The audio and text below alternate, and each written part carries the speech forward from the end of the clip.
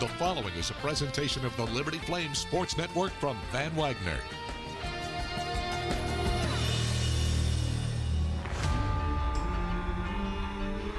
After winning its second straight Conference USA title, the Liberty Lady Flames are back in the NCAA Regionals. Winds and fires, swung on, missed. The Lady Flames win back-to-back CUSA championships. Liberty's going back to the dance. They say everything's bigger in Texas, and that's true, because the stage gets no bigger, and the stakes have never been higher. We have nothing to lose, and we have no fear. Hit hard, base hit right field, Flames win! Playing at #1 national seed Texas A&M, the Lady Flames are looking to bring the heat to the Lone Star State. If you're gonna play in Texas, the ballpark's not gonna hold this. Grand slam! Back at the wall, it is gone. Savannah Woodard. We just need to keep finding stuff to motivate us. Thankfully, we play for somebody bigger than ourselves, so it doesn't make it very hard.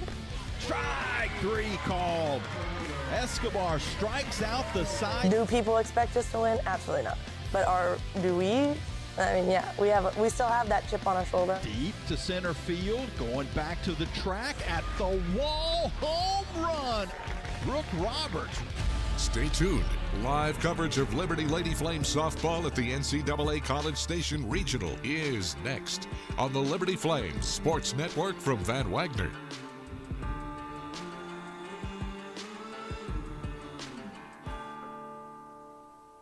This is Liberty University softball at the NCAA College Station Regional on the Liberty Flames Sports Network from Van Wagner. You're locked into the Flames on Deck Circle, powered by Segra.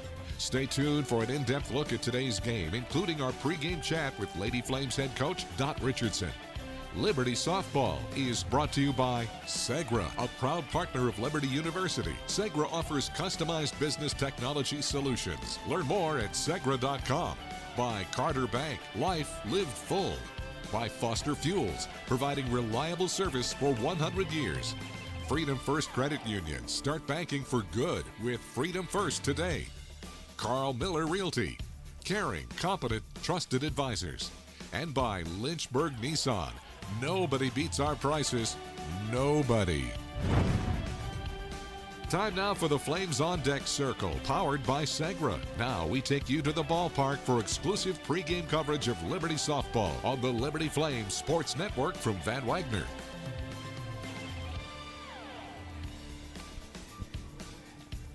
Welcome to the Lone Star State.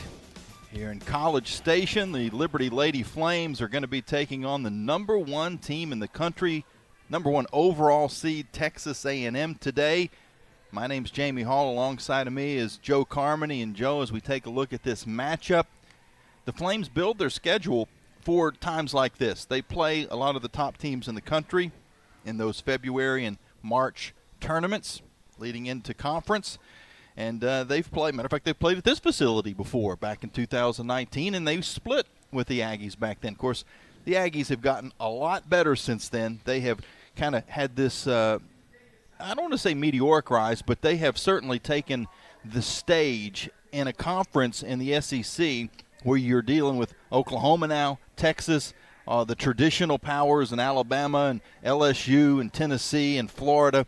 And Texas A&M has kind of put their name right at the top of that SEC conference, and it's given them this opportunity to be the #1 overall seed in the country. They've really built up quite the program here. Yeah, definitely, and I believe it. I mean, I feel like it started with this stadium, which is a beautiful state-of-the-art stadium, 2,000 seats, all the amenities, great press box, suites, Diamond Club, you name it. Top-of-the-art facility, and then bringing Tricia Ford over with her winning legacy from Arizona State. She had a World Series there, so she's really built this into a powerhouse the last couple of years. I believe one win away from World Series last year against Texas in a super. So they've been knocking on the door and then getting this #1 seed for the first time. They're making their 35th appearance in the NCAA Regionals. Their 23rd straight. That's the 7th longest active streak. And their record coming into this year, this game, I should say, 45-9. They went 16-7 in the SEC. And when you look at what the Flames have been able to accomplish to get to this point, yesterday they were able to knock off Marist, a high-scoring team. They won that game 10-5. Of course, Texas A&M beat St. Francis 18-0. So a lot of runs were scored yesterday. What would you say, Joe, the Alcova Mortgage keys to the Flames being able to pull off this upset? I would say jump out early, get that first base runner on. Obviously, scoring first will be very key. They don't give up a lot of runs. Emily Kennedy's first-team All-SEC, first-team All-Region, left-handed pitcher there. So potentially All-American. So it's going to be tough to find offense. But when you do, you have to cash in, and then you got to put up zeros. Escobar in the defense, they got to hold them down. They average over 7-8 runs a game. So obviously 18 yesterday. So you can't let them get this crowd into it. No doubt. And these two teams got to this point. They were going to be at-large bids anyway, but they're both champions of their respective conferences. The Flames won Conference USA. Texas A&M was declared SEC Tournament co-champions because the title game against Oklahoma was canceled due to inclement weather in Athens, Georgia. So both these teams have already won their conference hardware, and now they're looking to move on into the championship game tomorrow with a win. If you lose, you got a longer route. You got to play another game tonight, and then you'd have to win tomorrow. So this is twice tomorrow. So this is a huge game as far as the outcome of this regional in the balance for sure. We'll take a break. When we come back, we'll get the thoughts of head coach Dot Richardson-Pinto as she looks forward to taking on the Aggies here in the NCAA Regionals on the Liberty Flames Sports Network from Van Wagner. At Carter Bank, we believe life is best lived full of opportunities and dreams, of goals achieved and promises kept. We've been creating opportunities for more people and businesses to prosper since 1974. That means great local lending, convenient access to your money, accounts and guidance that make it easier to get more done. We are Carter Bank, the preferred community bank of Liberty Flames Athletics. Visit carterbank.com to learn more. Member FDIC, Equal Opportunity Lender. Thousands of our teammates make and deliver 300 of the world's best brands and flavors, locally. From the heartland to the coast, in big cities and small towns. Our products are moving, and our trucks are rolling. We share a passion and a purpose, and we love to refresh and serve our communities. We are Coca-Cola Consolidated, your local bottler. Turn up the heat. Foster Fuels is a proud partner of Liberty Athletics. Fostering warm moments for 100 years, Foster has been providing exceptional propane and gas services throughout Central Virginia and surrounding areas. From propane to fireplaces and tank installs to tankless water heaters, Foster does it all. Visit fosterfuels.com or download the app to order fuel, pay your bill, and more. Get the customer service you deserve and turn up the heat with Foster Fuels and the Liberty Flames.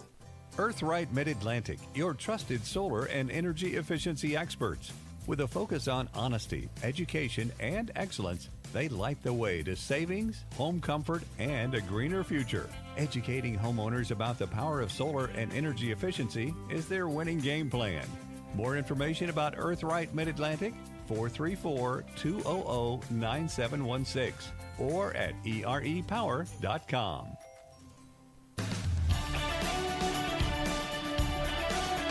This is Lady Flame Softball from Van Wagner on the Liberty Flames Sports Network. The excitement of Lady Flame Softball is on the way. Now the on-deck circle, powered by Segro, rolls on with the pregame thoughts of Liberty head coach Dot Richardson, presented by Earthright Mid-Atlantic.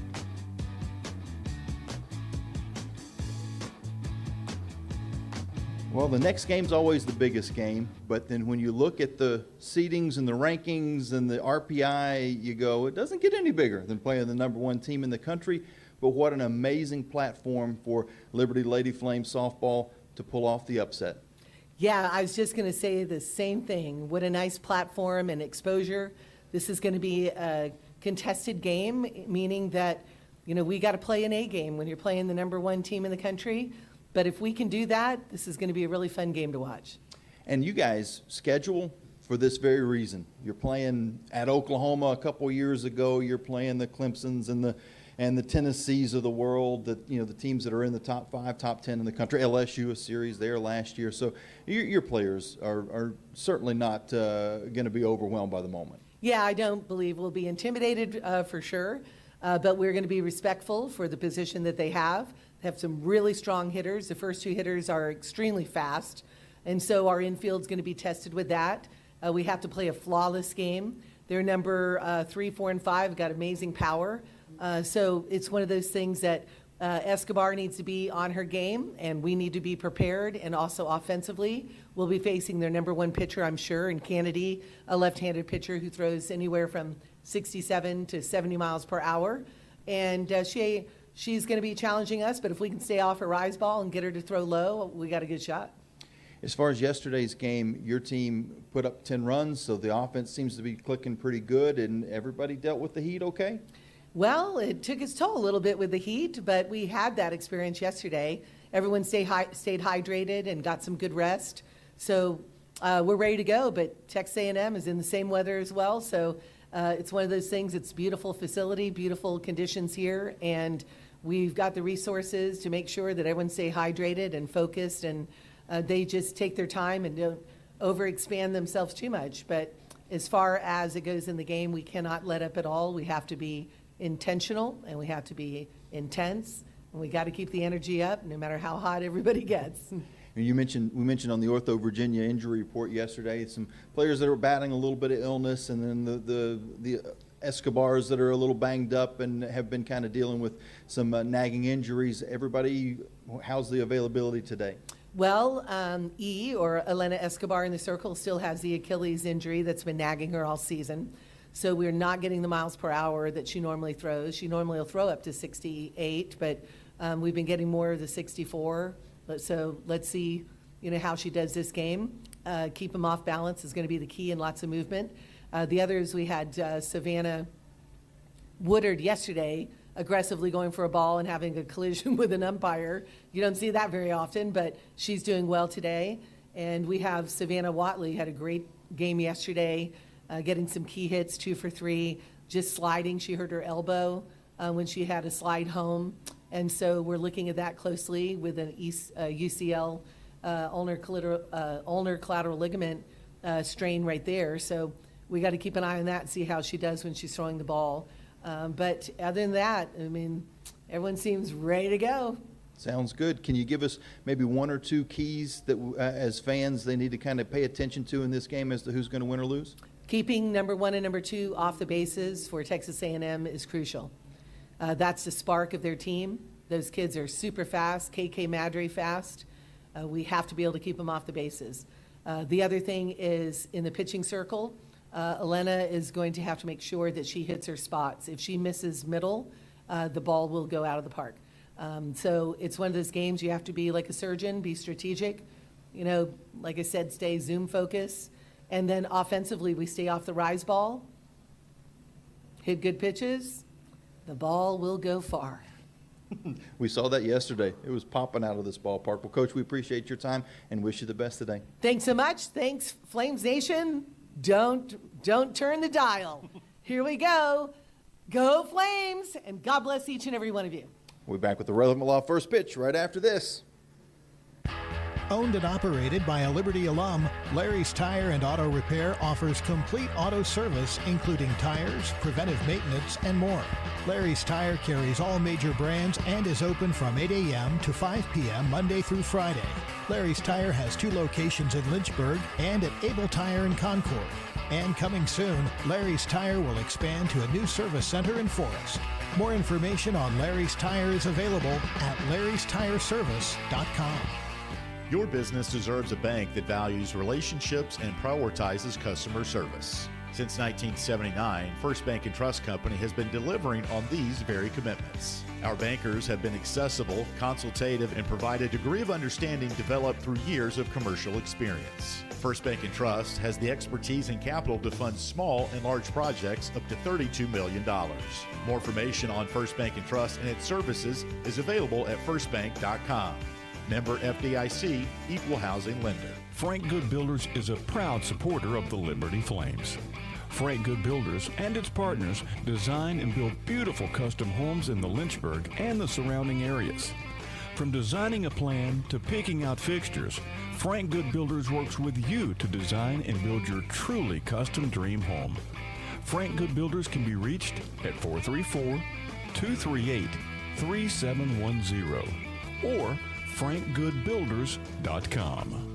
Looking to buy a home or refinance a mortgage? Now is the time to take advantage of your one-of-a-kind offer from Alcova Mortgage. As an employee or alumni with Liberty University, you are eligible to receive a lender credit that equates to 1% of your total loan amount up to $5,000. This offer provides you with some much-needed savings while also helping you tackle your closing costs. Visit alcova.com/liberty today for details. Offer does not apply to broker loans. Alcova Mortgage, NMLS ID 40508, NMLSconsumeraccess.org, Equal Housing Lender. This broadcast of Liberty University Athletics is authorized under rights granted by Liberty University to Van Wagner Sports and Entertainment and is intended solely for the entertainment of our listening audience. The accounts, descriptions, and broadcasts may not be transmitted in any form without the express written consent of Van Wagner Sports and Entertainment and Liberty University Athletics. The announcers are selected by the Liberty Flames Sports Network and approved by Van Wagner Sports and Entertainment. After winning its second straight Conference USA title, the Liberty Lady Flames are back in the NCAA Regionals. Winds and fires, swung on, missed. The Lady Flames win back-to-back CUSA championships. Liberty's going back to the dance. They say everything's bigger in Texas, and that's true, because the stage gets no bigger. And the stakes have never been higher. We have nothing to lose and we have no fear. Hit hard, base hit right field, Flames win! Playing at #1 national seed Texas A&M, the Lady Flames are looking to bring the heat to the Lone Star State. If you're gonna play in Texas, the ballpark's not gonna hold this. Grand slam! Back at the wall, it is gone. Savannah Woodard. We just need to keep finding stuff to motivate us. Thankfully, we play for somebody bigger than ourselves, so it doesn't make it very hard. Strike three called. Escobar strikes out the side. Do people expect us to win? Absolutely not. But do we? I mean, yeah, we still have that chip on our shoulder. Deep to center field, going back to the track at the wall, home run. Brooke Roberts. Stay tuned. Live coverage of Liberty Lady Flames softball at the NCAA College Station Regional is next on the Liberty Flames Sports Network from Van Wagner.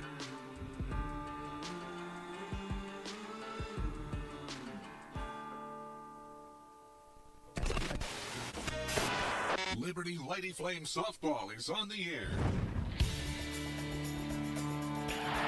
Live play-by-play coverage of Liberty Lady Flames softball at the NCAA College Station Regional comes your way now on the Liberty Flames Sports Network from Van Wagner. This game is brought to you by Segra, a proud partner of Liberty University. Segra offers customized business technology solutions. Learn more at segra.com. Liberty Softball is also brought to you by Carter Bank, life lived full. By Foster Fuels, providing reliable service for 100 years. Freedom First Credit Union, start banking for good with Freedom First today. Carl Miller Realty, caring, competent, trusted advisors. And by Lynchburg Nissan, nobody beats our prices, nobody. Now let's take you out to the ballpark for the call of the game. This is Liberty Softball on the Liberty Flames Sports Network from Van Wagner. Welcome back out to Davis Diamond. Jamie Hall and Joe Carmany with you on the broadcast today. The Lady Flames taking on the #1 overall seed in this NCAA tournament, Texas A&M. The Aggies come in at 46-9 on the year. The Lady Flames 48-12. As far as the starting lineup, Liberty will be the visiting team as the lower seeded #2 seed. Savannah Woodard will start things off. She bats first and plays second base. Rachel Roop out in right field bats second. Woodard a lefty, Roop a righty, both seniors. Bryn McManus has slotted into the first base role the last couple of days. She'll bat third. Alyssa Hinault is the designated player and hitting cleanup. She's actually gone into the lineup because of the illness to Brooke Roberts. KK Madry, she plays center field and bats fifth. Paige Dorr bats sixth out in left field. The third baseman is Rachel Crane hitting seventh. Savannah Jesse batting eighth and catching, and Savannah Watley is at shortstop, and she bats ninth. Lena Escobar will pitch for the Flames, and Emily Kennedy will be in the circle for Texas A&M. Kennedy, a 21-4 record on the year, 2.68 ERA. This is her 32nd appearance, her 23rd start, 148 2/3 innings pitched. She has 139 strikeouts and 78 walks on the season. And we are ready to go. Woodard steps in. The first pitch is on the way and swung on and missed. Game starts at 1:05, and the current temperature is 90, well, almost 89 degrees. 89 degrees as this pitch is fouled off, but it feels like 100.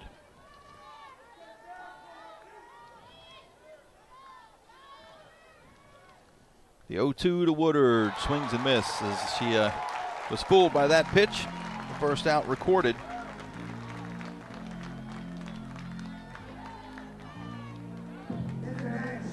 Rachel Root will now step up for the Flames.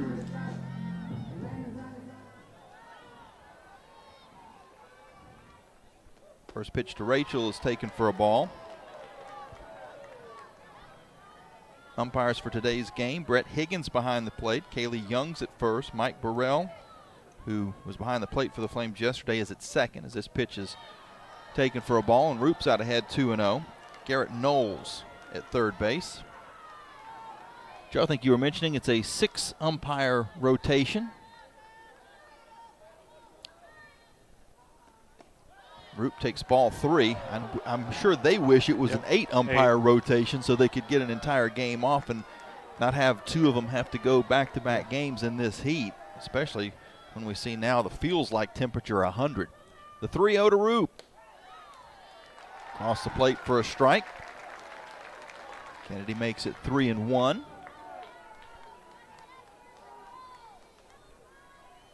Roop, the righty, digs back in.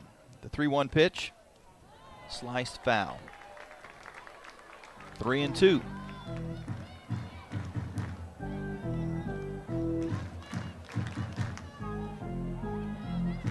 Excellent crowd on hand. There are some seats to be had, although it's hard to tell how many of those seats are actually occupied because the people have bailed out of them to get up on the concourse in the shade. 3-2, hit over on the right side, into the outfield for a base hit. Rachel Roop is the first base runner of the day. And she gets the Flames in the hit category a lot quicker than St. Francis yesterday against Texas A&M, and I should say that quicker. They never got in the hit column at all. It was a 2-pitcher no-hitter for Texas A&M. We'll talk more about that here in just a moment. Bryn McManus takes the ball. So Roop's at first, no score, 1 out in the top of the first inning. Here's the pitch, popped out into center field, and it bounces in for a base hit. The Flames have runners at first and second with 1 out. Little looper that just went over the head of the second baseman, DeMint, as she was trying to get out onto the grass to make the play. So the Flames with a couple of base hits to begin this ball game, 1 out. And Alyssa Hinault, the senior, transfer from Campbell, CAA Player of the Year, her first appearance today, and she takes a strike.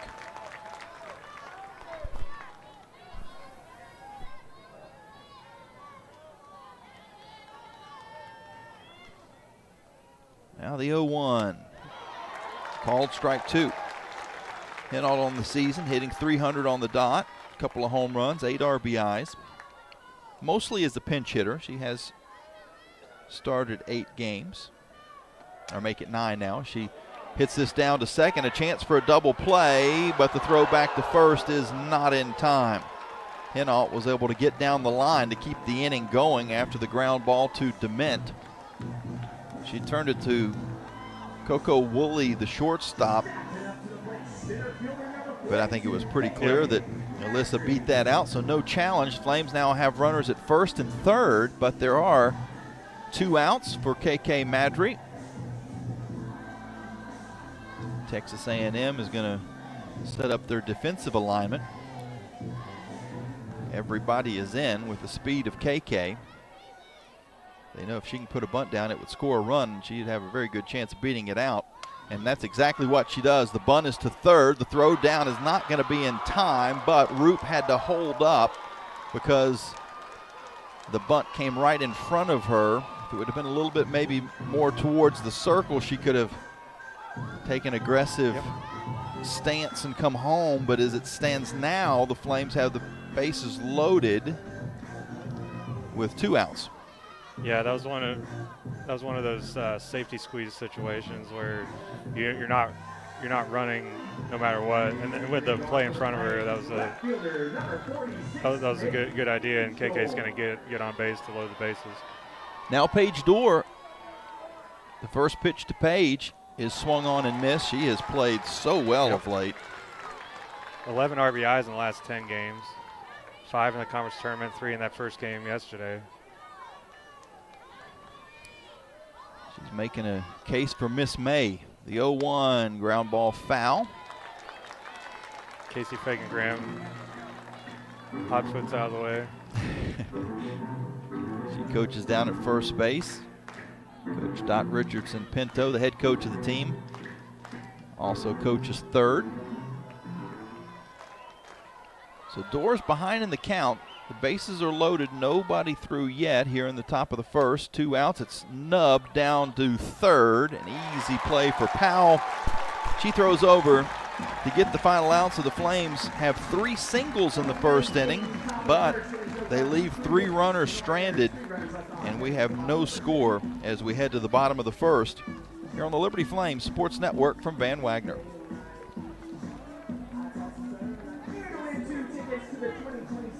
Century Exteriors offers exterior home renovations, including but not limited to gutters, roofing, siding, home additions, and much more.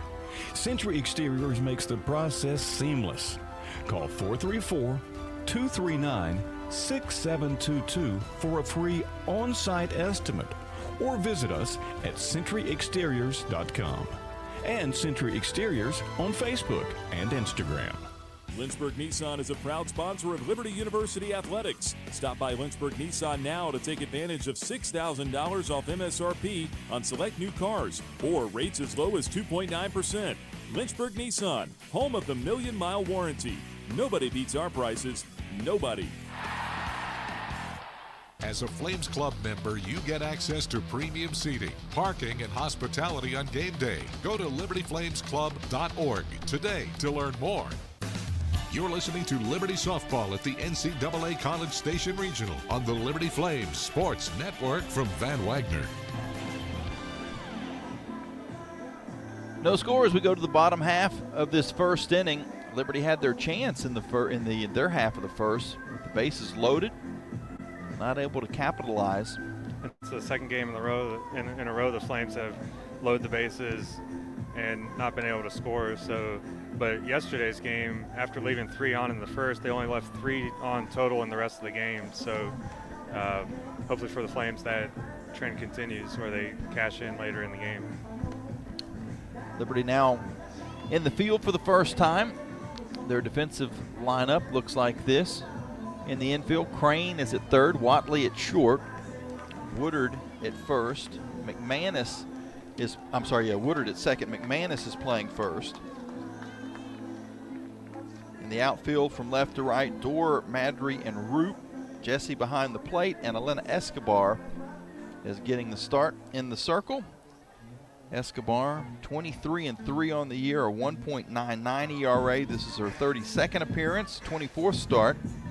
151 and a third innings pitched, 168 strikeouts, only 40 walks. Opponents hitting .207 against her. Kennedy Powell at the top of the lineup for Texas A&M takes a strike to begin this bottom half of the first. Powell, a .347 hitter on the year, has 1 homer, 25 RBIs, an awful lot of speed, 19 stolen bases. Infield is in on the corners. Count evens at 1 ball and 1 strike. Powell's a transfer from UCLA. Lady Flames played against her 2 years ago in the regionals. Here's the 1-1. Missed inside, 2 balls and 1 strike. Coco Woolley, Maya Perez follow Powell in the lineup. The 2-1. Slapped out into left field. Dorr over towards the line, makes the catch. So 1 out for A&M. Coco Woolley, the senior, hitting .405 on the year. 1 of 4 in the lineup, hitting above .400.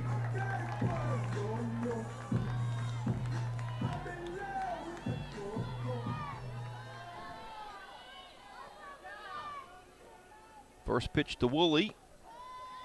Strike call. 65 miles an hour on the gun. Woolley, no home runs on the season. Does have 12 doubles, 3 triples. She's got speed as well. This pitch is fouled off. Coach Stott talked about that in pregame, how the first 2 hitters in the lineup, you don't want to let them get on because there's a very good chance a single could turn into a double on the base paths. The 0-2, ground ball to Crane on 1 hop. She makes the play over to McManus for the 2nd out.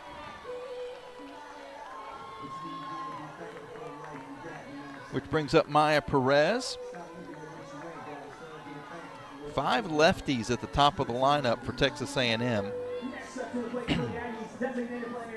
6 total lefties for Texas A&M. Maya Perez hitting .444 on the year. The sophomore has 14 home runs. Takes the first pitch for a ball. That leads the squad.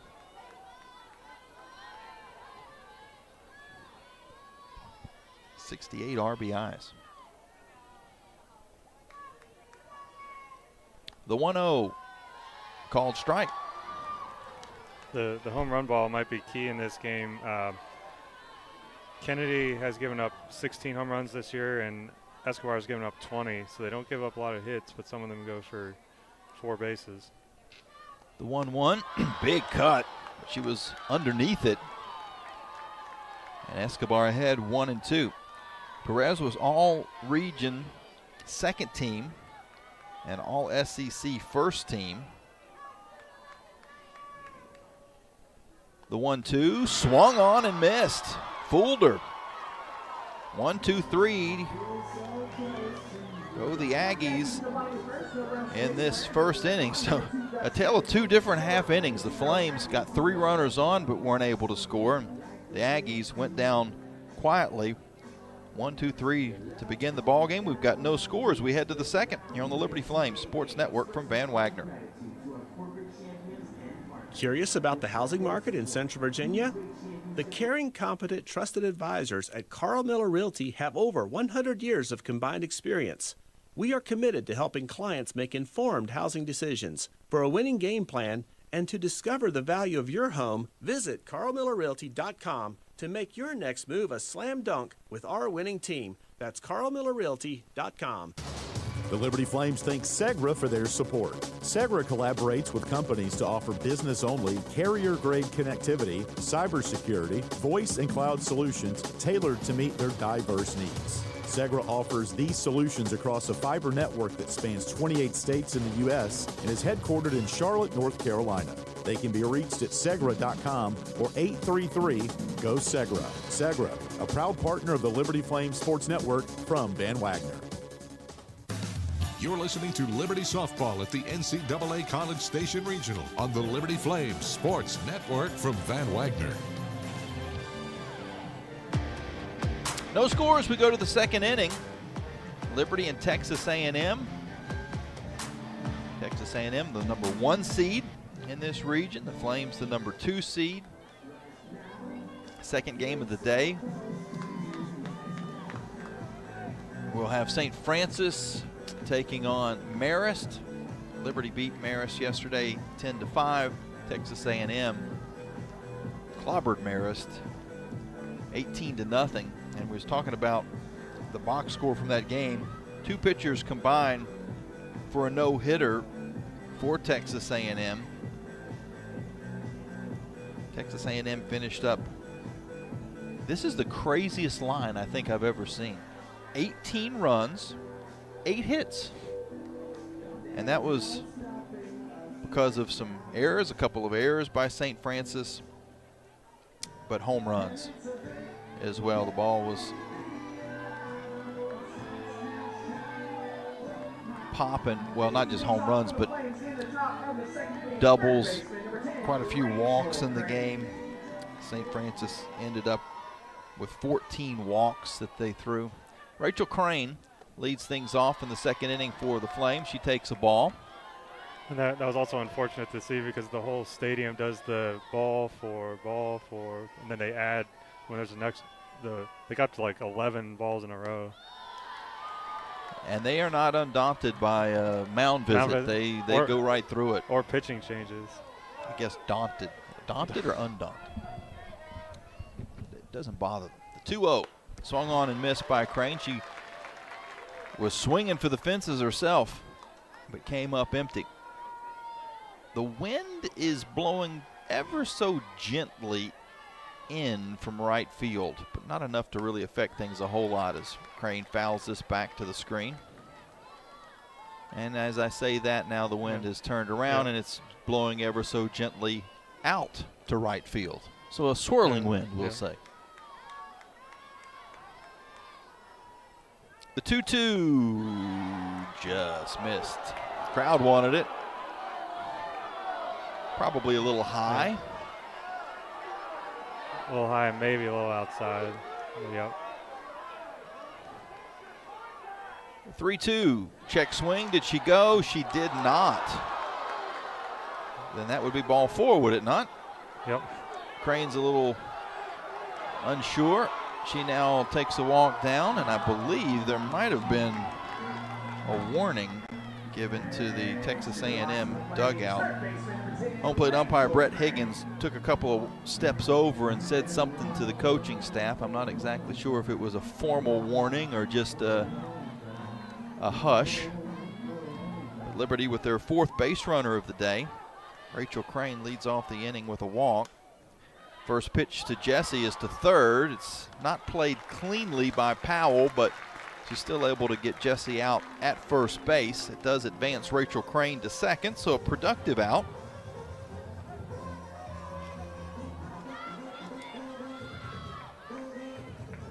That walk was the first walk issued so far today. Both pitchers have 1 strikeout. We see an early pinch runner, and that's an indication, I think, for the Flames that they feel like 1 run might be the difference in this ball game. And I think if you're the Flames, it might be in your best interest if this was a low-scoring affair. You don't really want to get in a slugfest with this Texas A&M team. So Aubrey Norris has entered down at second base to run for Crane. Savannah Watley, who had a couple of hits yesterday against Marist, will have a chance with 1 out and a runner in scoring position. First pitch to her is taken for a strike.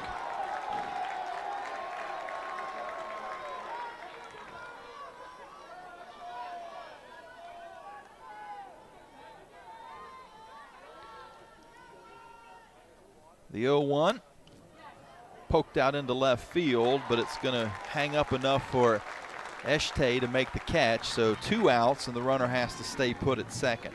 That was similar to the first at-bat Watley had yesterday where she flared a liner to left.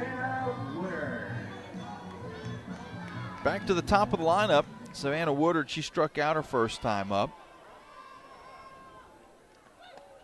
takes the first pitch for a ball inside. 71-mile-an-hour fastball from Emily Kennedy, the left-handed pitcher. Texas A&M wearing the all maroon today. The 1-0 nubbed foul.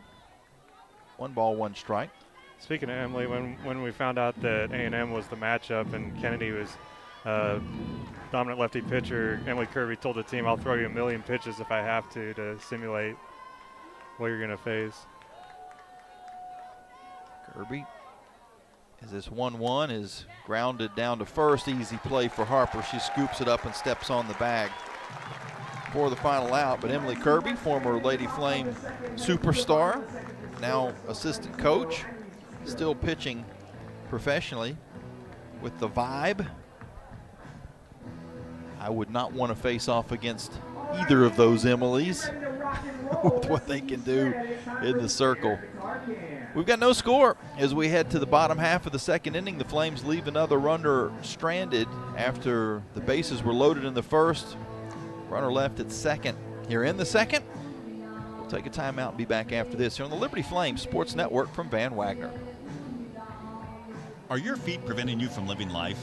Hi, I'm Jonathan Cotton, and you may have heard my Good Feet story, how I love my arch supports so much that I bought the store. Since then, thousands of customers have found relief from foot, knee, and back pain. I love to hear their stories of walking, running, and just enjoying their new life pain-free. Don't let foot, knee, or back pain keep you from living the life you love. Come into the Good Feet store for your free fitting and test walk. Visit goodfeet.com for the location nearest you. We look forward to seeing you soon at the Good Feet store. Earthright Mid-Atlantic, your trusted solar and energy efficiency experts. With a focus on honesty, education, and excellence, they light the way to savings, home comfort, and a greener future. Educating homeowners about the power of solar and energy efficiency is their winning game plan. More information about Earthright Mid-Atlantic, 434-200-9716 or at erepower.com. Get the latest on your favorite Flames team with the Liberty Flames podcast. Just search Liberty Flames wherever you get your podcasts or go to libertyflames.com. This is Lady Flames softball from Van Wagner on the Liberty Flames Sports Network.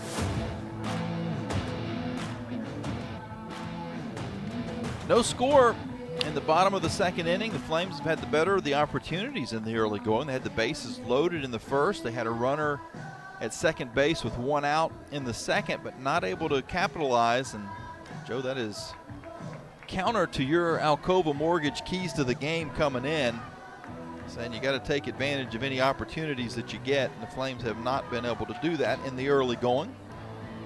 But Elena Escapar looked really good in the circle in the first inning, taking down the Aggies 1-2-3.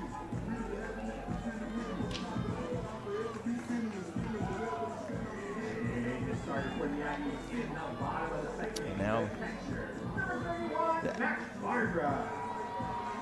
Aggies will have Mac Barbara lead things off. The graduate student takes the first pitch from Escobar for a strike. Barbara is the catcher, senior, 365 on the year, 10 home runs, 61 RBIs. Ball's low. Barbara's another player in this A&M lineup that Liberty faced at the 2023 Los Angeles Regional for San Diego State.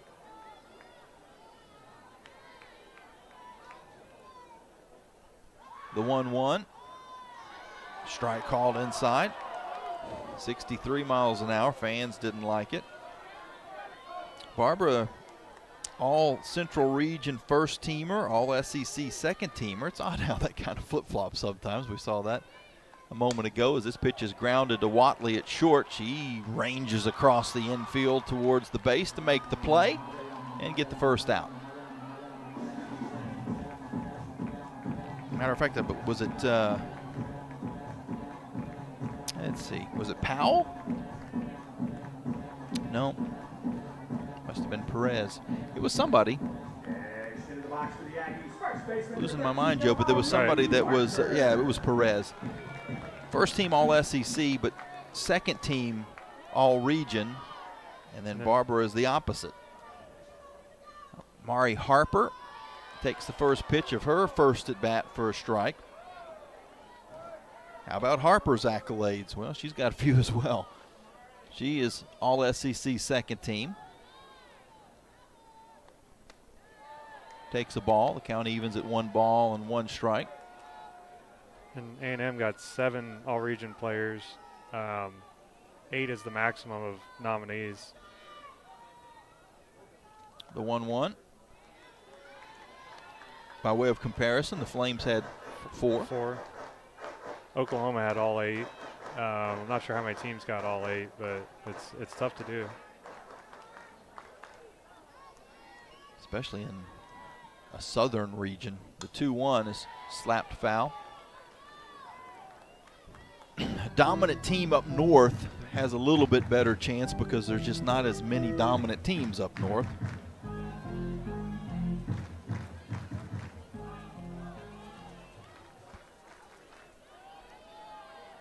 So we'll try another 2-2. There is a pitch clock here as the 2-2 is high and outside. 3 balls and 2 strikes. And it's physically controlled by the umpires. They reset it. It's out in left center field, pretty much center field, as this 3-2 is taken for ball 4. First base runner of the day for Texas A&M.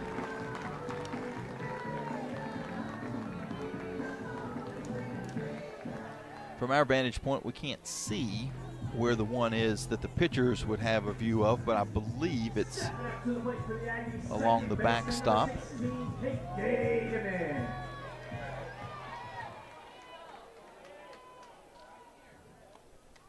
Escobar falls behind in the count after the walk to Harper.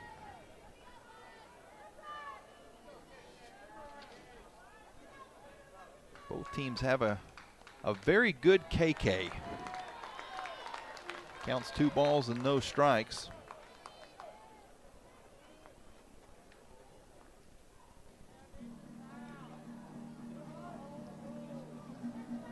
Flames are going to have a quick chat in the circle.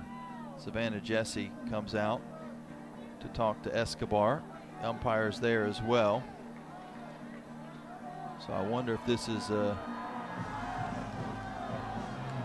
pitch com or an injury issue. It looks like maybe a towel at least was brought out of the dugout for Savannah Jessie. And I think the umpires are probably going to be very patient with the teams considering the conditions, the heat that they're dealing with. Now we're ready. The 2-0, foul back by KK DeMint. DeMint matched the SEC tournament RBI record with 9. I think that was for the whole tournament. Only a freshman. Hitting .314 on the year, 13 home runs. The 2-1 sent into center field for a base hit. The other KK comes up with it cleanly, holds the runners to first and second. Texas A&M has something going for the first time. Runners at first and second with 1 out. Allie Enright, the center fielder. Second team all-region. Started all but 1 game in center field this year. Takes the first pitch for a ball. She made all 58 starts in right field last season. If you're looking at the Texas A&M logo in Texas, KK got to the ball somewhere in the Gulf of America.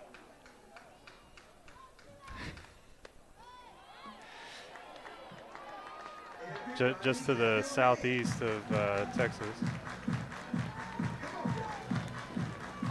Depends on where you Google it from. Escobar behind in the count now 2-0, and we're going to have a visit in the circle as Casey Fagan-Graham and Dot Richardson will both come out, talk to the infield. Texas A&M, they've got runners at first and second and only 1 out. No score, bottom of the second inning. If you're just tuning in, Flames still without Brooke Roberts. at first base. Bryn McManus filling in for her.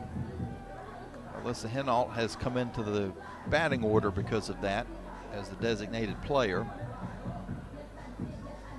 We can see even as Coach Fagan Graham is talking to Escobar that Elena was kind of waving her face as you would in Southern church on a Sunday in the middle of summer. Somebody needs to bring her a fan out. They've got a fan in the dugout, and they've also got a kind of a cool room in the back where you can go in between innings, but there is no escaping the sun when you're out on the field. Not a shadow anywhere. The 2-0 is fouled off by Allie Enright. 2 balls and 1 strike. Enright's batting .290, but 10 doubles, 7 home runs, 38 RBIs on the season. Harper at second. DeMint is at first. Here's the 2-1. Off speed, but off the plate. 3 balls and 1 strike. Enright batting in the 7th spot. Eshte would follow, barring a double play as a big swing is empty. And Enright now faces a 3-2 count from Escobar.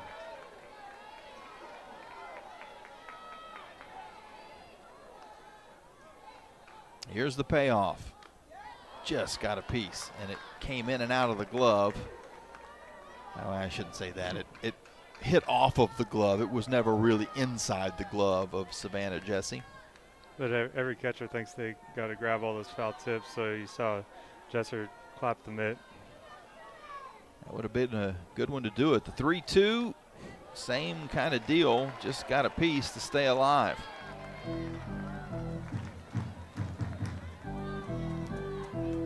It's a big spot in this ball game. No score in the bottom of the second. The first chance Texas A&M has had a runner in scoring position. Another 3-2, line drive, and Watley is chewed up by it. Took one short hop. She keeps it in front of her and doesn't allow the runners to advance any further, but the bases are now loaded for Texas A&M. That goes up as an E6. She took a little step back, and it kind of got that in-between hop, but that's a play she wants to make there. The first pitch to Eshte, Kramer Eshte, is a ball. Eshte wears number 91, the lefty. Awaits the 1-0 and fouls it off. She's hitting .273 on the year. No home runs, 15 RBIs.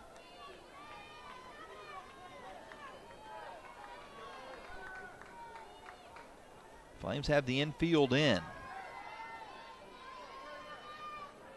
Here's the 1-1. Strike off speed. 55-mile-an-hour pitch to put Elena ahead, 1-2. She'd love to get a K in this spot. The 1-2, try to get her to chase. She does not. 2 balls and 2 strikes.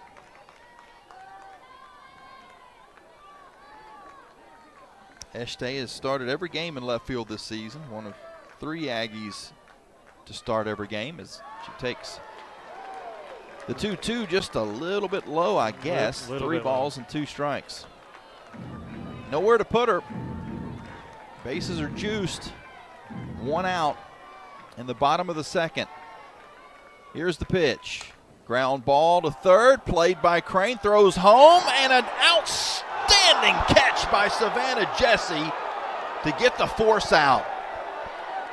She had to go up high to make the catch as Crane needed to throw it over the top of the runner, Harper. And Jessie was able to catch it, and according to the home plate umpire, stayed on the base as well. We are going to have a review to take a look at this further. But at least the call on the field is out at home, so the Flames get the lead runner. There is no score so far, and there's 2 outs. That is very close. Very close. Texas A&M is challenging the call on the field of an out at the plate. That play will be under further review. The question, I think, is going to be whether or not Savannah was able to keep her foot down. I feel like she completely left the ground. It looked like she jumped. And I'm taking a look at the replay right now, and I think she's going to be safe. It's really close. It's almost like Savannah's foot came down on the runner's foot as well.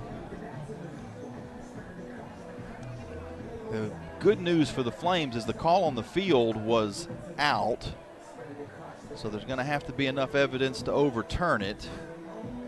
And it is bang, bang. But just after a quick look on the replay, it seems as if Savannah may have not gotten her foot down on the base before the runner did, or may have even landed on the runner's foot as she was sliding in. But either way, that was a very athletic play all the way around, from Crane making the stop, the throw, the jump by Jesse to make the catch and come down on the plate, the slide. The whole thing was very athletic. Very athletic play. Well, it's a long review, so maybe they're not seeing what they need to see to overturn this. I think the longer the review is, then maybe the better this is for the Flames. But the umpires now have taken off the headsets, and we'll go back down to the field and hear the call. The ruling on the field has been changed. The runner is declared safe. It is Texas A&M's first challenge.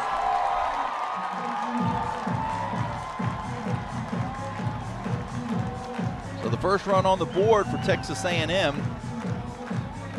It was Mike Burrell, the second base umpire, with that call.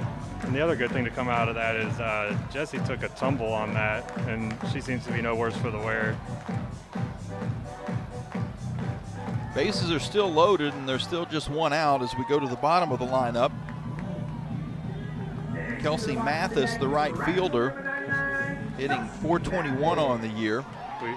We see the profusion of bubbles in front of us. First pitch to Mathis is taken for a strike. Only the 6th start of the year for Mathis. After every run scored, they've got the bubble machines that a lot of the fans have here. We saw an awful lot of bubbles yesterday in their 18-0 win against St. Francis. Count evens at 1 ball and 1 strike. Scoring play goes as a fielder's choice, RBI. The 1-1. Check swing did not go. 2 balls and 1 strike.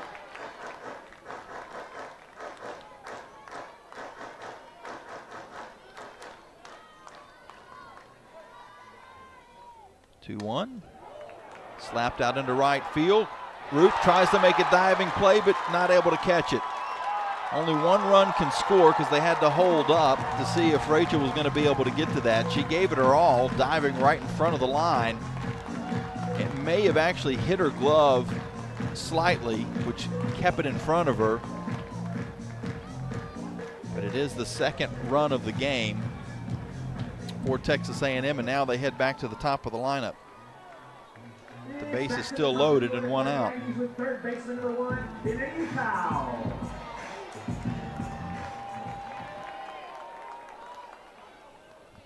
First pitch to Powell is foul back. Bubbles are coming into the booth. Oh, nice. That's hard to do. Yeah. It's just a small opening, but you're right. I just got one.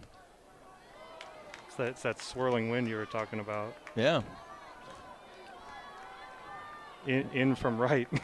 1-1 count to Kennedy Powell.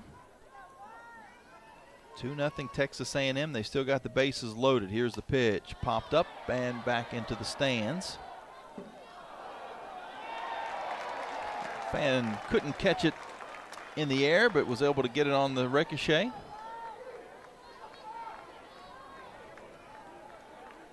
Escobar now ahead, 1 ball and 2 strikes. She winds and fires. Slap down to short, and Watley's not able to make the play. Fumbles it. Another run scores. She probably only had a play at second. The infield was in, and she was on the baseline going towards second, but made a fumble there. They're going to give another E6. Second error of the inning, and we just continue to go through the same motion here. With 1 out, a run scores, and it's the same scenario again for Coco Woolley. She swings and misses. Grounded out back in the first.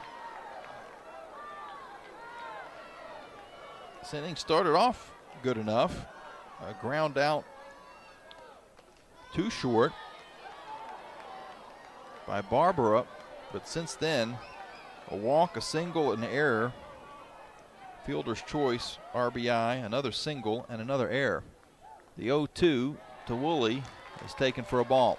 1 ball and 2 strikes. Flames trailing 3-0 in the bottom of the second inning. Escobar fires it in high. 2 balls and 2 strikes. This is a situation where you need a double play. Infield is in. The 2-2 fouled off. Infield would be in for Woolley anyway with her speed. Yeah, those top 2 batters, what Coach Richardson talked about in pregame. A lot of speed. She said almost KK speed. KK Madry speed. They have a KK on their team. 2-2. Ground ball to second. Woodard tags the runner, throws to first, not in time. So a run scores. Woodard tried to turn the double play. There wouldn't have been enough time to scoop it over to second and then throw to first. So that was the only chance she had. Came about a step shy of getting the DP. Texas A&M now up 4-0.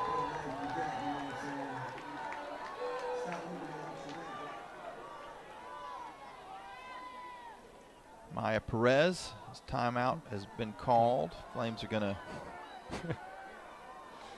set up the alignment of their infield. The Aggie faithful wasn't happy about that. With Perez coming up to at bat, all 9 have seen the plate here in this second inning. A big swing and a miss by Perez. She struck out her first time up in the first. She wants to send this one to the moon. 14 homers on the season, pops it high into center field. KK Madry comes in and makes the catch about 10 feet shy of the infield dirt for the final out, but not before 4 runs come across for Texas A&M. Flames gave up a walk, a couple of hits, a couple of errors, and it all led to a 4-run lead for the Aggies as we head now to the top of the 3rd inning here on the Liberty Flames Sports Network from Van Wagner. Frank Good Builders is a proud supporter of the Liberty Flames. Frank Good Builders and its partners design and build beautiful custom homes in the Lynchburg and the surrounding areas. From designing a plan to picking out fixtures, Frank Good Builders works with you to design and build your truly custom dream home. Frank Good Builders can be reached at 434-238-3710 or frankgoodbuilders.com. You're listening to Lady Flames Softball on the Liberty Flames Sports Network from Van Wagner. Now for a look at the out-of-town scoreboard built by Frank Good Builders. It was a rough half inning for the Lady Flames. They give up 4 runs to Texas, a couple of errors mixed in there, so we'll sort out what was earned and unearned. But first, let's take a look at that out-of-town scoreboard with Joe Carmany. The first finals in today, Tennessee onto the regional final with a 4-2 win over Ohio State. Alabama with a 4-3 win over Virginia Tech to go to the regional final. Florida 14, Florida Atlantic 6 onto the regional final is Florida. Late in the game, Oklahoma State leads number 4 Arkansas 5-1 in the top of the 5th. Texas with a 14-4 lead over Michigan in the 4th. South Carolina, North Florida tied at 0 in the 5th. Florida State's got an 8-0 lead over South Florida in the 6th. Nebraska all over Southeastern Louisiana 14-1 in the 4th. Georgia over Duke 4-1 in the 4th. Clemson Northwestern scoreless in the 5th. Oklahoma 4, California 1 in the 2nd. Texas Tech up 3-0 on Mississippi State in the 2nd. And then Miami of Ohio and North Carolina are just starting. A lot of games going on. It was an exciting first day yesterday also. Saw UCLA have to come from behind to win their game. LSU was upset in their opening game. I felt like one of those people that reads all the legal jargon at the end of a commercial. You didn't have to say it that fast. Those, I'll give you a little bit of a inside baseball on that as the 0-1 comes to Rachel Roop. Roop swings and misses. She singled her first time up, was stranded at third, behind in the count 0-2. She had a really nice inside-out swing on that too. Those guys don't actually read that fast. They speed it up in the edit. The 0-2. There was a guy, as this pitches a ball, 1 ball, 2 strikes. There was a guy back in, probably, I don't know what years this would have been. It was something called the Micro Machines. I'll get back to that thought after this 1-2, which is swung on and missed. Second strikeout of the game for Kennedy. Emily Kennedy with 1 out in the top of the 3rd. But he was a fast talker. Matter of fact, I think a Guinness World Record holder as far as how fast he could talk. Kind of like auctioneers, and even faster. Faster, yeah. The first pitch, I should say, to Bryn McManus, who is 1 for 1 today. She singled back in the first inning, was stranded at second. Actually, she was thrown out on a fielder's choice after reaching first. Sends this fouling out of play. But in that first inning, the Flames had the bases loaded with 2 outs. They had runners at first and third with 1 out and were not able to capitalize. Called a strike. 1 ball and 2 strikes to McManus. Nobody on. That was one of the first changeups we've seen from Kennedy. 54. She's been in upper 60s. The 1-2. Back up to 69, but it's outside. 2 balls and 2 strikes. That was one of the keys that Coach Richardson was talking about, laying off that rise ball. Now the 2-2 fouled off again. All grass field here at Davis Diamond. All dirt infield. 200 down the lines, 220 to straightaway center field. The 2-2 bounces up. Runs full, 3 balls and 2 strikes. Not a lot of places where their current softball stadium and former softball stadium are still standing. Oklahoma is still that way, I believe. 3-2, popped out into left field. A couple of steps back for Eshtay, and she makes the catch for the 2nd out of the inning. Do you know what the older facilities are being used for? I know Oklahoma, they have played, when they're hosting tournaments, they'll play some neutral site games still there to get more teams involved. But here, I'm not sure if they may do that. Alyssa Hinault is 0 for 1 on the day. Reached on a fielder's choice her first time up, checks her swing and gets out ahead in the count. 1 ball and no strikes. There are 2 outs, nobody on. The Flames trailing 4-0 in the top of the 3rd inning. Here's the pitch from Kennedy. Outside, maybe? 2 balls and no strikes.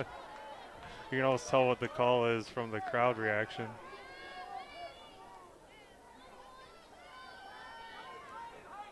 (2-0). Sent out into center field, and it's going to fall in for a base hit. Not played very well by Enright, but kept in front of her. So Hinault has to stay at first, but she does get a single with 2 outs. That was a looping single to center, similar to what Bryn did in the first inning. KK Madry, she singled her last time up. First pitch to her, she squares the bunt, pulls it back, takes a ball. Runners were at first and third when she bunted back in the first inning, but the bunt was down the third base line, which forced Rachel Roop to stay put. KK beat it out, and that loaded the bases. She now scorches this to center field. Enright at the track, at the wall, it's over her head. Hinault around third, she's going to score. KK's standing at third base with a triple, and Liberty gets on the board. We always think of KK in small ball, but when she takes a good hack, she can certainly find a gap, and there was no gap to be found there. She just hit that straight to the wall. It wasn't played as well as maybe Enright would have liked. She kind of got caught as to which route to take to get to it, but that hit about 2 feet up on the base of the wall and straight away center field to give the Flames their first run. It's 4-1, and Paige Dorr steps up, and she cranks this ball to right field. Goodbye, Paige Dorr blasts a home run. The Flames have got this within 1.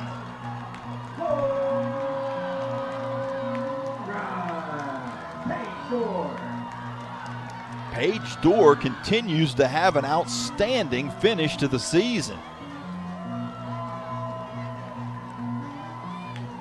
And all this with 2 outs. Yep, 2 outs, nobody on. Little bloop single, then a triple off the wall, and then a blast by Hinault. Or Dorr, sorry. If Rachel Crane could get a double, she takes the first pitch for a strike, the Flames would bat for the cycle in the inning. Which we saw against Louisiana Tech in the first game of the conference tournament. Crane walked her first time up, takes this pitch for a ball. The count evens at 1 ball and 1 strike.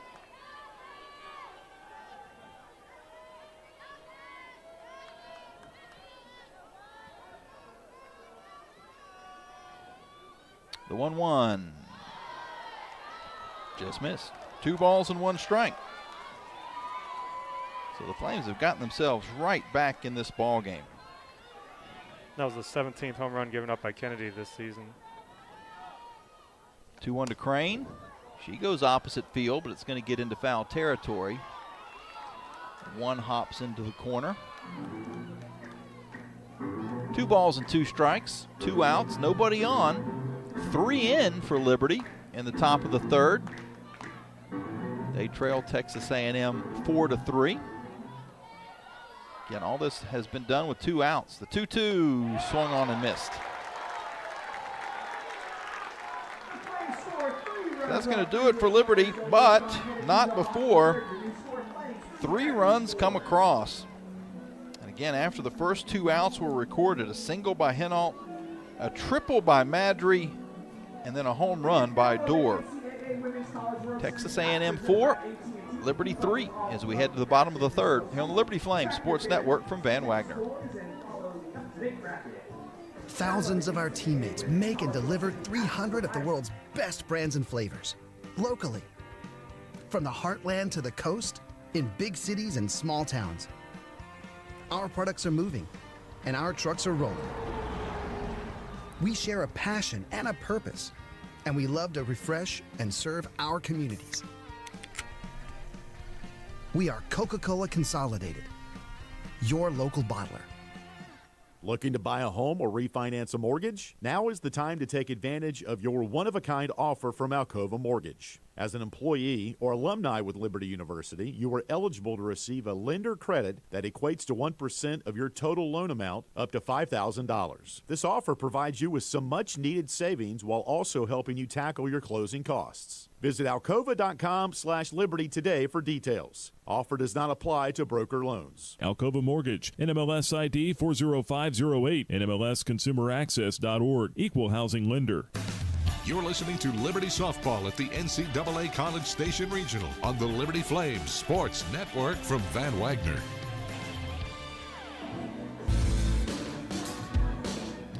(4-3) Texas A&M, but the Flames were able to get 3 runs in the top of the third. Get right back in this after giving up 4 in the bottom of the second.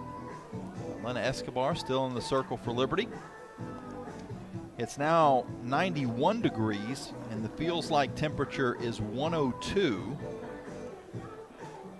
Fortunately, I mean, that's unfortunate, but the fortunate part is not really any rain to worry about in the general vicinity. We have seen some issues even back in Central Virginia yesterday with some strong storms that moved through, tornadoes through Kentucky, a lot of bad weather, but it's all kind of been to the east of us, north and east of us. So the heat is what these teams are dealing with this weekend in College Station. Mac Barbara steps back in for Texas A&M. First pitch to her is fouled off. She grounded out to begin the last inning. And then after that, some Flames miscues as well as some hits for A&M. Put 4 runs on the board. The 0-1 is high. 1 ball, 1 strike to Barbara. So the last two runs that scored in that inning were unearned. The first 2 are earned, the last 2 unearned.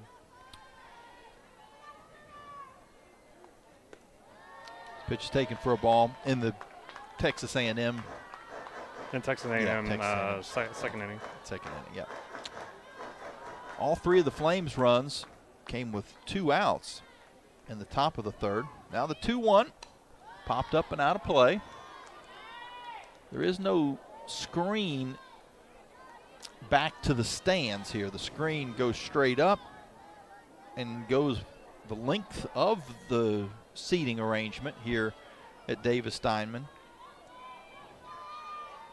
As the 2-2 is sent out into left field. Dorr camps under it, just shy of the warning track, and makes the catch. Dropped the ball as she was about to throw it back in, but that was on the exchange. What I'm getting at as far as the screen is concerned, some parks you'll see, especially behind home plate, we saw that at WKU last week, is there's a netting that goes back to the overhang so the ball can't even get into the crowd, but that is not the case here. And we've seen some fans make some good plays. We've seen some fans get hit by the ball, so you got to be alert. But a loyal set of 12th men here at Texas A&M battling through the heat. Harper's behind in the count 0-1 as she fouled the first pitch off. Now takes a ball, 1 ball and 1 strike. 423 on the year, 7 home runs, 45 RBIs.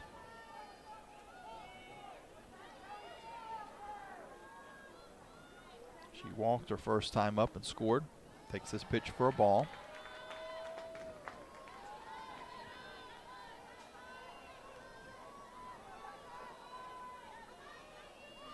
Flames in the white unis. This 2-1 is called a ball. 3 balls and 1 strike. Pretty much white from head to toe, other than some light blue stirrups and light blue visors. Texas A&M in the dark maroon from head to toe and white helmets. 3-1. Ball 4, so twice in this game, Harper has drawn a walk. Well, we don't need history to repeat itself. This is exactly how the last inning started, an out and then a walk. In that inning, KK DeMint got a single, and that began a rally for the Aggies that put 4 runs on the board. Flames have the infield in on the corners. More double play depth up the middle as this pitch is taken for a strike. Escobar off speed, 52.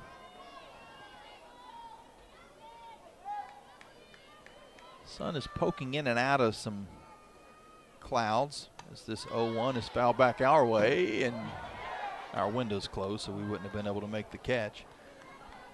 But it just hit the overhang above us.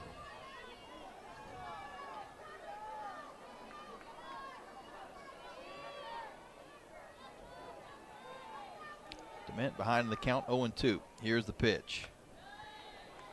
Threw it outside to see if she'd chase. She did not. 1 ball and 2 strikes.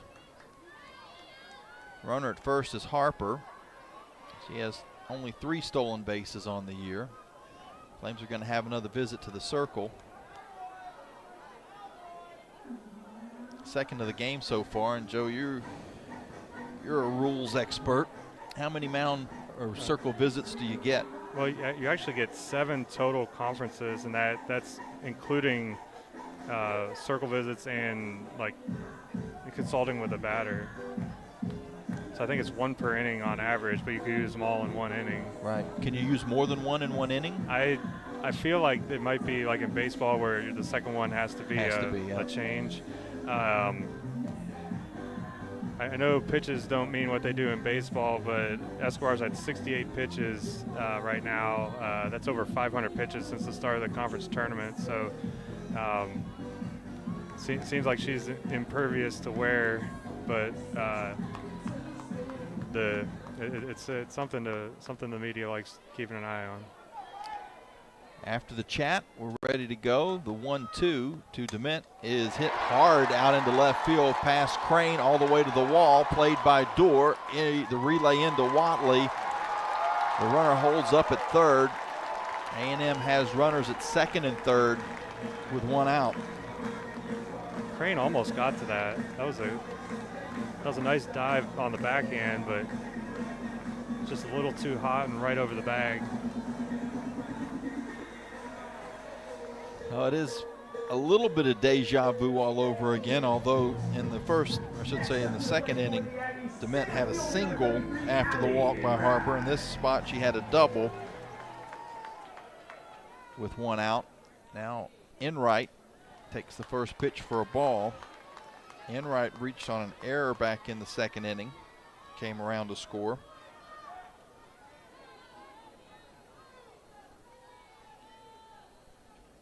The 1-0 from Escobar. Swing and a miss by Enright. She was way behind. That 65-mile-an-hour pitch was probably sitting changeup, and the changeup didn't come. The 1-1. Popped out into center field. Madry's going to make the catch. The runners will tag. The throw is going to go to third, and sliding in third safely is DeMint. An awkward slide, and she may have to walk it off a little bit. And that was the changeup that got driven to medium deep center, deep enough for the sac fly. So a sac fly RBI for Enright. Next up to the plate is left fielder number 91, Kramer Este. And Kramer Este, who got an RBI on a fielder's choice her first time up, has a runner at third and takes the first pitch for a ball. Texas A&M now leading 5-3. And Este out ahead, 2 balls and no strikes. Kelsey Mathis, the 9-hole hitter, would follow. 2-0 from Escobar. Swing and a miss. Este was looking for the off speed. Ball may have been in the mitt before she started her swing.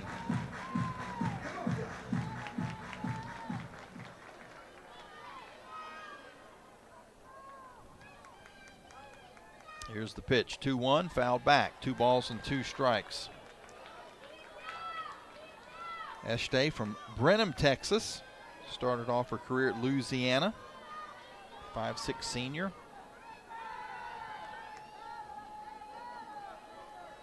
Wears number 91. She wears 91. As this pitch is taken for a ball, 3 balls and 2 strikes. Kelsey Mathis, who bats in the 9 spot, wears 99.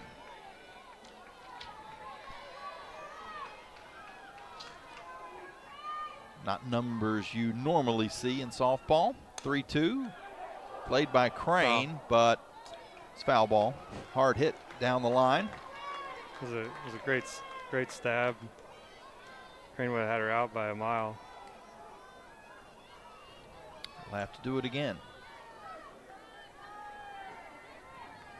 Eshtay, the left-handed hitter, that inside-out swing to hit it that hard down the third baseline, kind of impressive. Another 3-2, ball 4. Nope, strike 3. A very late indication by the home plate umpire, Brett Higgins, but he rings up Eshtay. Second strikeout of the day for Elena Escobar. Texas A&M is able to add a run onto their lead. They're up 5-3 after 3. Flames bats in the 4th coming up after this quick timeout here on the Liberty Flames Sports Network from Van Wagner.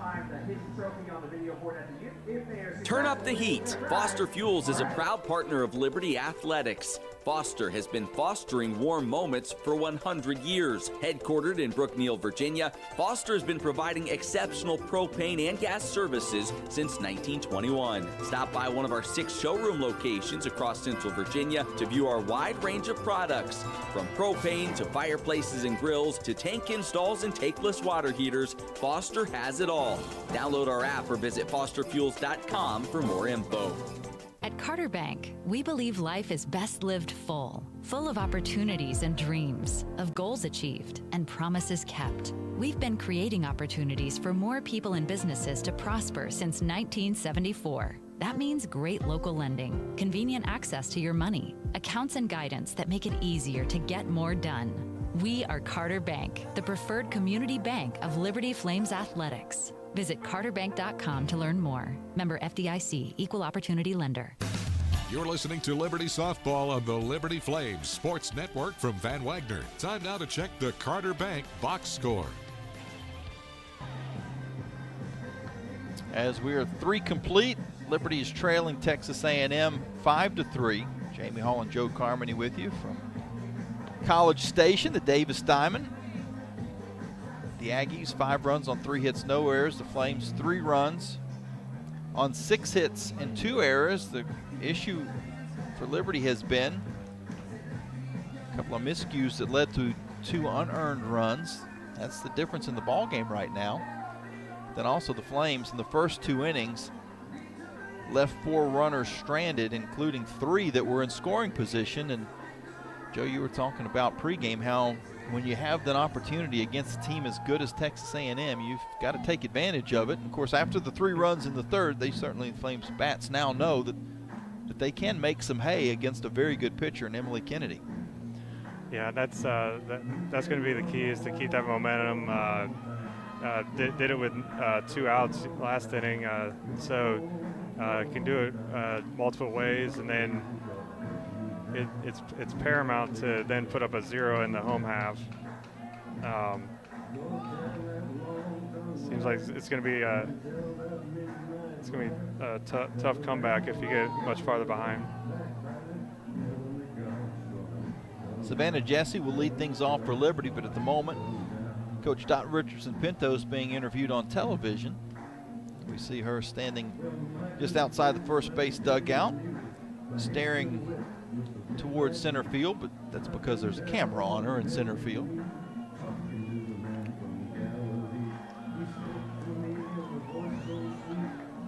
Looks like that chat's over, and we're ready to go.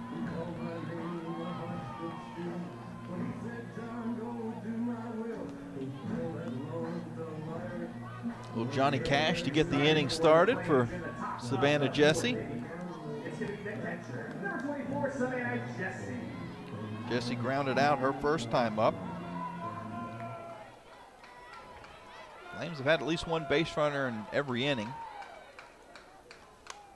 Turns on this pitch, but sends it foul. Down the left field line into the extended netting. Only 2 teams in D1 softball this year have more comeback wins than the Lady Flames. Auburn and Grand Canyon have 20 comeback wins. Liberty's at 18, North Texas at 18. The 0-1 to Jesse is fouled off. No balls and 2 strikes. Tricia Ford, the head coach of Texas A&M. 3rd season here, 15th season overall. I mentioned Coach Dot Richardson Pinto, her 12th season at Liberty. The 0-2 to Jesse takes the ball outside. Crowd didn't like it.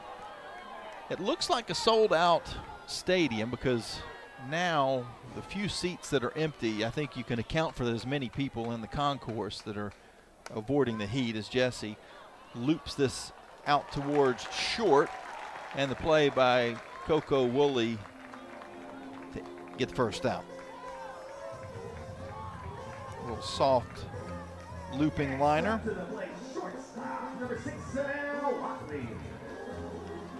Savannah Watley, she lined out her first time up. The lefty steps in.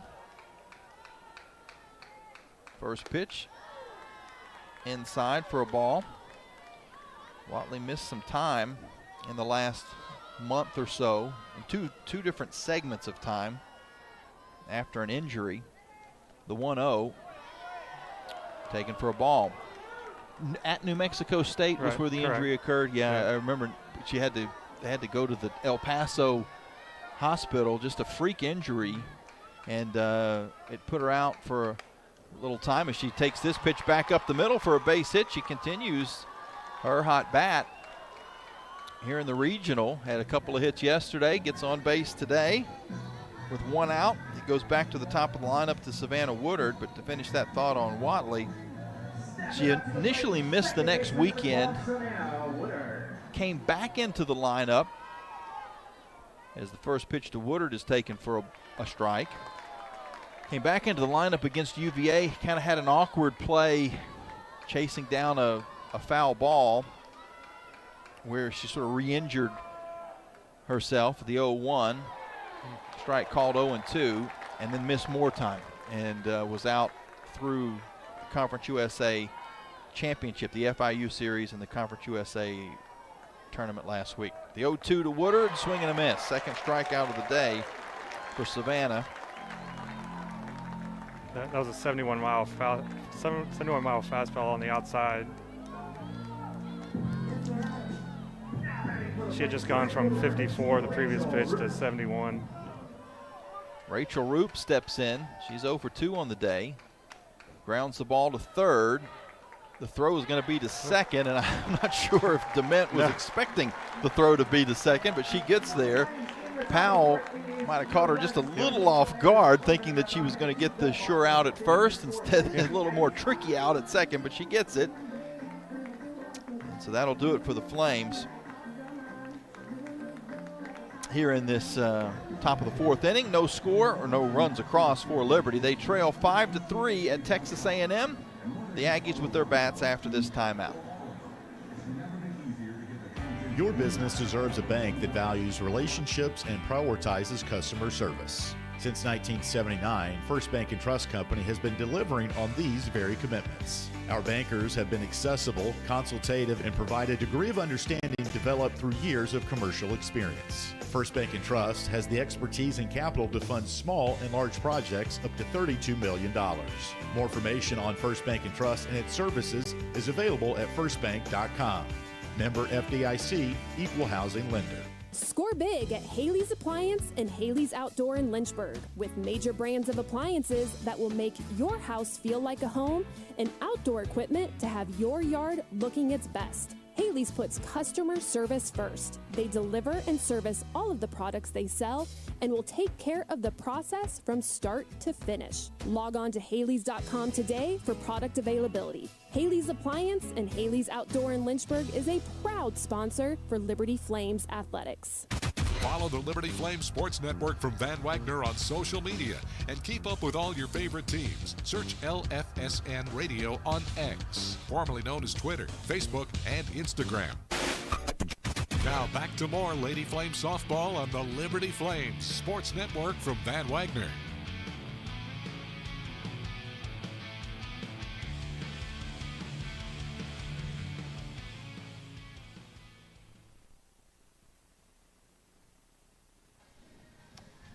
Welcome back into the Davis Diamond here in College Station. Liberty trailing Texas A&M 5-3.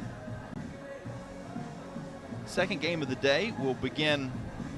What'd you say, Joe, that they're trying to keep the grounds crew to 35 minutes? 35 minutes. 35 minutes after the conclusion. That'll be St. Francis and Marist. Talking to Mike, their SID, that they used to share a conference back in the 90s, but haven't seen each other as much since then. And I don't know how to say this nicely, but St. Francis really looked like they were a little bit shocked by the stage yesterday, losing 18-0 to Texas A&M. Be curious to see if they bounce back today and play some better softball, because Marist can put up a ton of runs as well.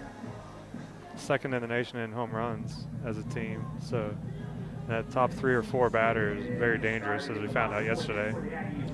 The loser of this game will play the winner of that game in the final game of the day. As Kelsey Mathis takes the first pitch for a ball. Escobar still in the circle for Liberty. And that game, the third game of the day, is on the schedule for 6 p.m. local. Maybe it'll start cooling off a little bit by then, but I don't know how much. This pitch is taken for a strike, check swing, but it was across the plate, 1 ball and 1 strike. It is an advantage for, I mean, you don't want to lose this game for sure, as the 1-1 is on the way. And hit hard to Crane at third. She makes the play and throws over to get the out. Rachel Crane has cat-like reflexes and doesn't wear a mask. She's fearless down at third base. She gets 1 out down, as we now head back to the top of the order to Powell and then Woolley.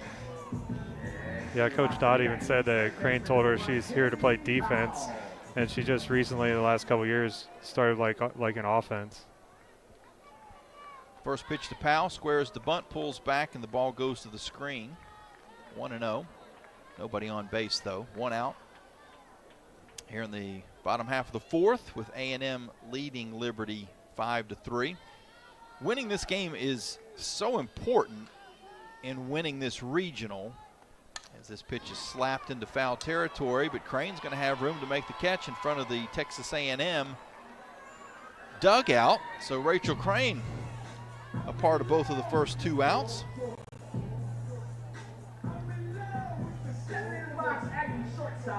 So if you win this game, you go straight to the championship tomorrow, and you would have to be defeated twice, and 1 less game to be played throughout the process. If you lose this game, as his first pitch to Woolley's taken for a strike, you got to play another game today and then win 2 tomorrow. That is a tough task under any circumstances, but certainly this week. Another foul ball. 0-2. So you don't want to lose this game, Joe, but there is an advantage to losing this game as opposed to winning the second game, because it's such a quick turnaround. It's basically a true doubleheader for the winner of that second game to have to play directly after that. The 0-2 to Woolley, ground ball to Crane again. 1 hopper, makes it, over to first. McManus squeezes the glove, and the Flames go 1-2-3 and get the Aggies out in the fourth. Rachel Crane a part of every single one of those outs. But to finish that thought quickly, again, you don't want to lose today, but if you do lose this game, you will have a little recuperation time, a little bit of time to cool off, maybe even enough to go back to the hotel and get a meal and a little bit of rest before you head back over. Again, not a lot of time, but you might have an hour or so of rest and cooling before you come right back to the ballpark and play again. But let's not think about that. Flames want to win this game and get into the regional final unscathed, as they were able to do last year, as opposed to the year before that when they had to go at UCLA and get into the final needing to win 2 games. So 2 different scenarios. Flames have yet to been able to find their way to Super Regionals. They're hoping this is the year. We'll take a break, and when we come back, it'll be the Flames bats in the 5th inning here on the Liberty Flames Sports Network from Van Wagner. Move those coffee chains, Flames fans, and go local. Central Virginia's own Ironclad Coffee Roasters and Baking Company is the premier coffee partner of Liberty Athletics. Pay them a visit at one of their cafes in the Richmond area or at the Richmond International Airport. They'll also ship their specialty grade coffee straight to your door. Visit ironcladcoffee.com, that's www.ironcladcoffee.com, to check out the coffee Flames fans are talking about. Curious about the housing market in Central Virginia? The caring, competent, trusted advisors at Carl Miller Realty have over 100 years of combined experience. We are committed to helping clients make informed housing decisions. For a winning game plan and to discover the value of your home, visit carlmillerrealty.com to make your next move a slam dunk with our winning team. That's carlmillerrealty.com. You're listening to Liberty Softball at the NCAA College Station Regional on the Liberty Flames Sports Network from Van Wagner.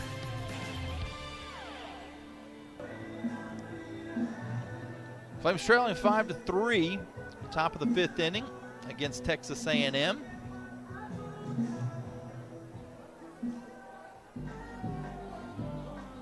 Not sure the delay at the moment. I thought maybe this was the other side of the coin, and cameras were on the Texas A&M dugout, but I think maybe TV was just a little slower getting back. Now we're ready to go. Brendan McManus, 1 for 2 on the day. Slaps his first pitch foul over the first baseman's head. Amari Harper, 0-1.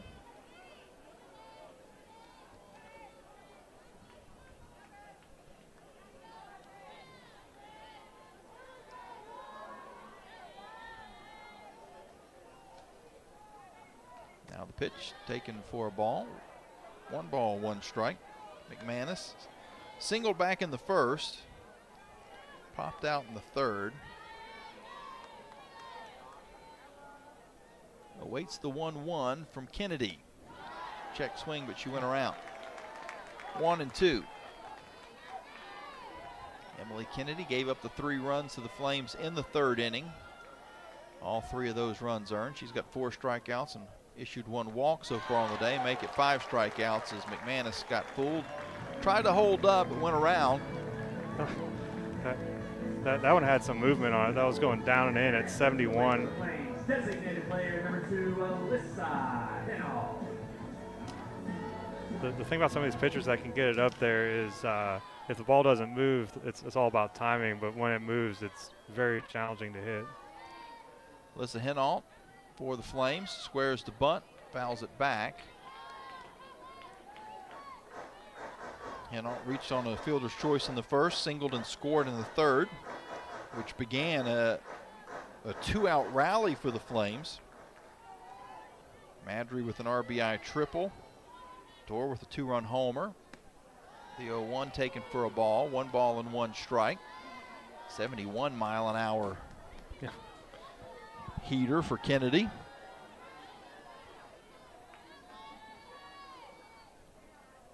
The 1-1, check swing. Did not go, and it was not a strike. 2 balls and 1 strike.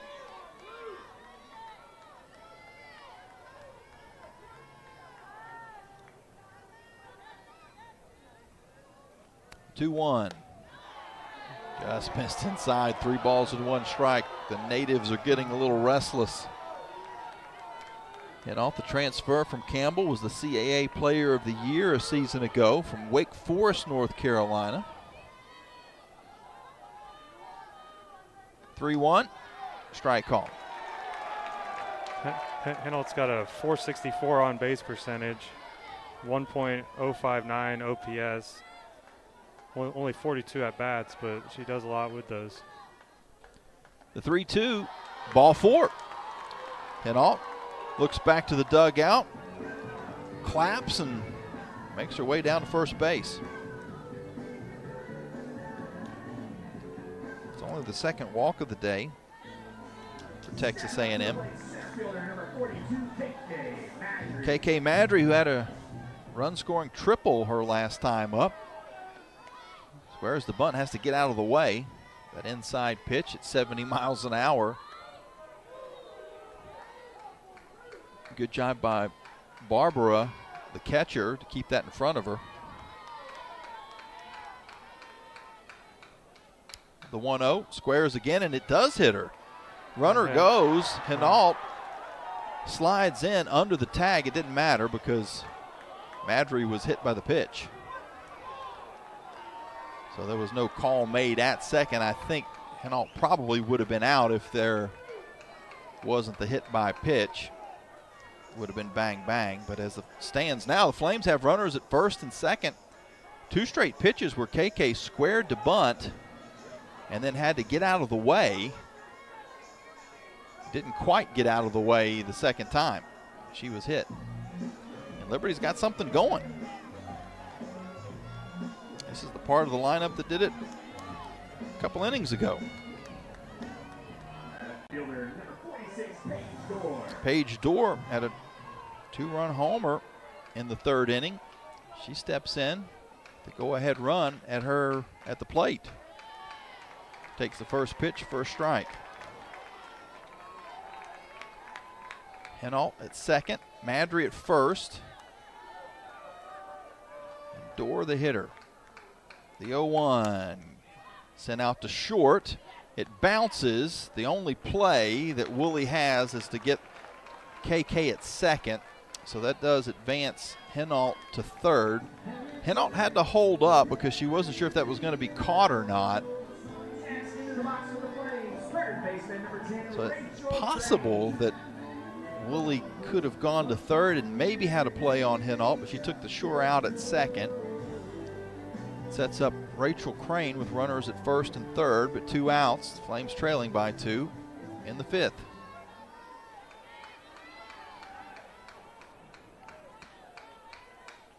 First pitch to Crane, taken for a ball. Nope, actually for a strike. Looked a little low from our vantage point, but a strike call.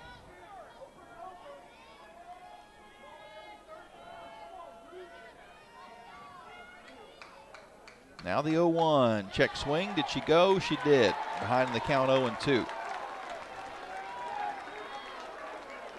Crane struck out her last time up, walked in her first appearance.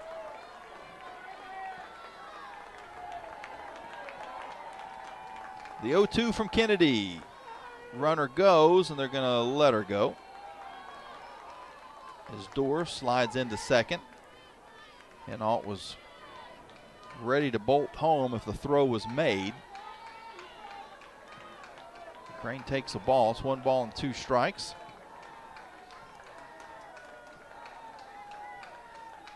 Now the pitch from Kennedy. Swung on and missed. So the Flames lead 2 runners in scoring position. 6th strikeout of the day for Kennedy. She gets herself out of a little bit of a jam. It's still 5-3 Texas A&M as we go to the stretch. We're in the bottom of the 5th inning. I want to thank Carmilla Realty. 5th inning stretch is presented by Carmilla Realty. Don't stretch your budget when searching for your next home. Talk to the caring, competent, trusted advisors at Carmilla Realty. CarmillaRealty.com. Owned and operated by a Liberty alum, Larry's Tire and Auto Repair offers complete auto service, including tires, preventive maintenance, and more. Larry's Tire carries all major brands and is open from 8 a.m. to 5 p.m. Monday through Friday.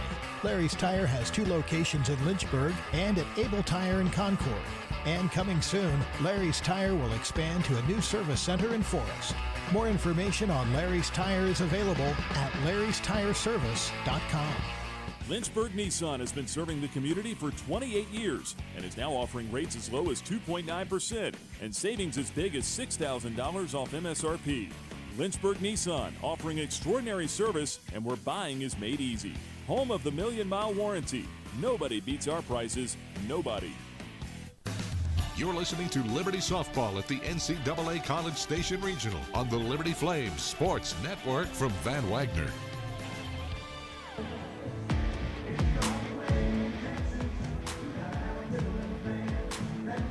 Little Alabama bringing us back from break.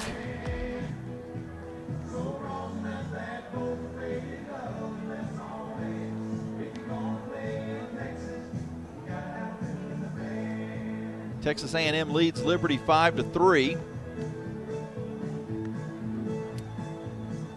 Lena Escobar still in the circle for the Lady Flames. Emily Kennedy pitching for the Aggies. Aggies got 4 in the second, 1 in the third. The Flames had 3 in the third. 3 runs on 7 hits, 2 errors for Liberty. 5 runs, 3 hits, no errors for Texas A&M. A lot of folks listening in on our booth cam on Facebook and YouTube. We'll say some hellos here in just a little bit, so feel free to make your comments as well, and we'll say hi.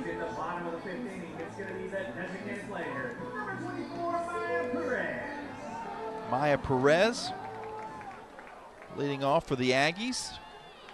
She's 0 for 2 on the day, struck out in the first, popped out to center field in the second.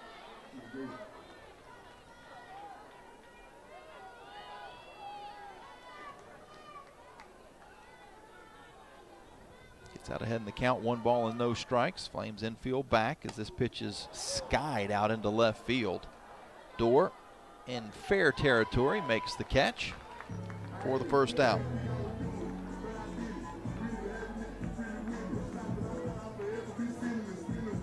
Mac Barbara is also 0 for 2 today.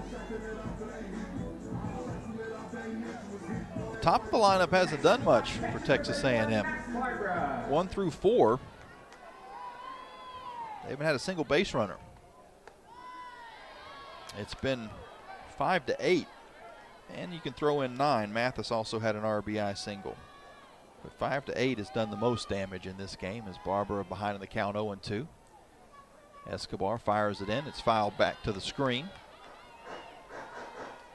Beautiful facility, Joe, here at Davis Diamond. Holds 2,000.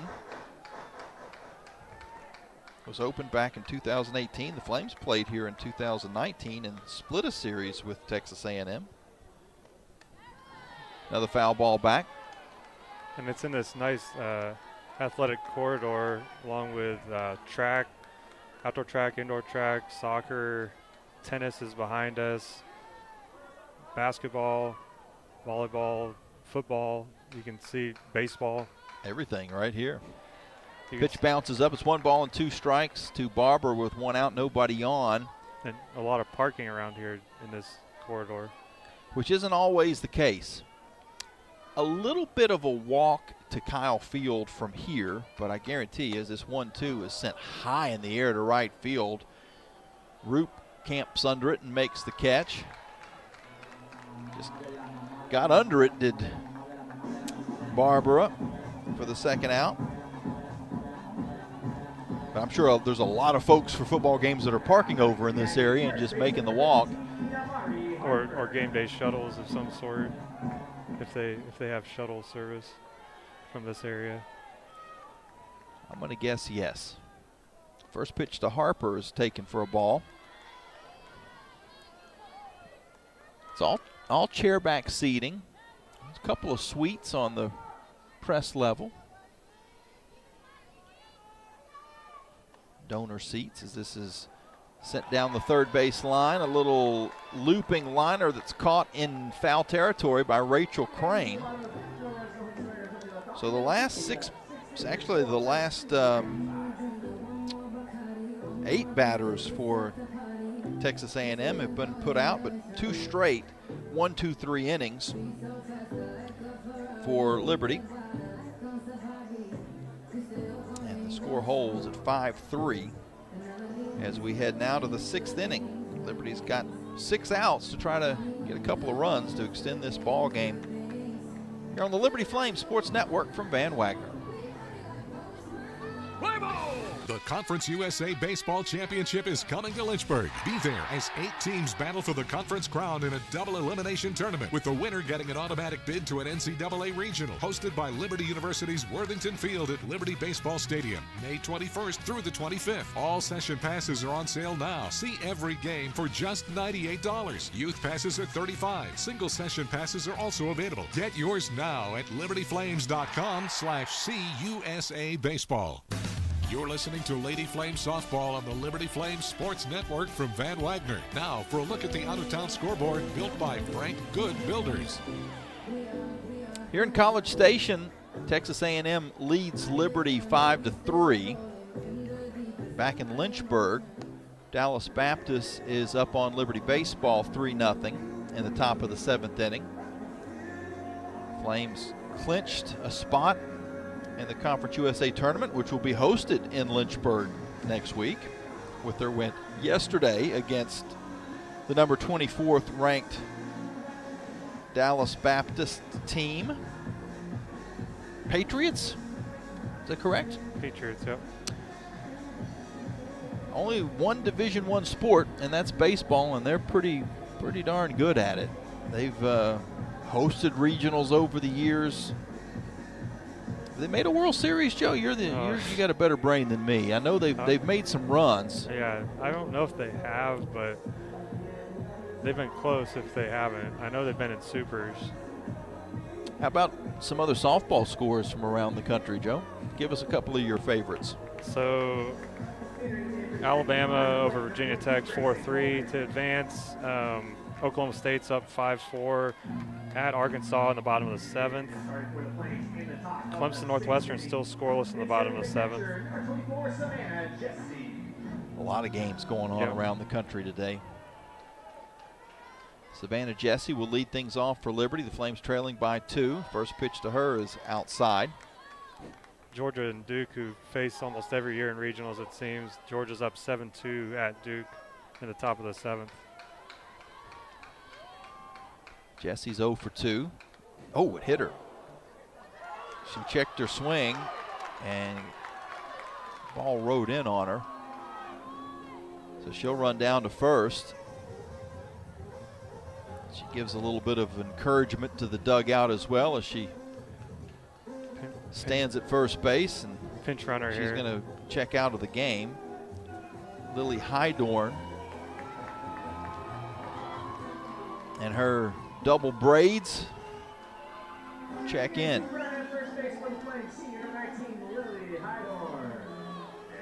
Seen a couple of pinch runners in the game so far for Liberty. Aubrey Norris has been used earlier in the game, and now Lily Hydorn.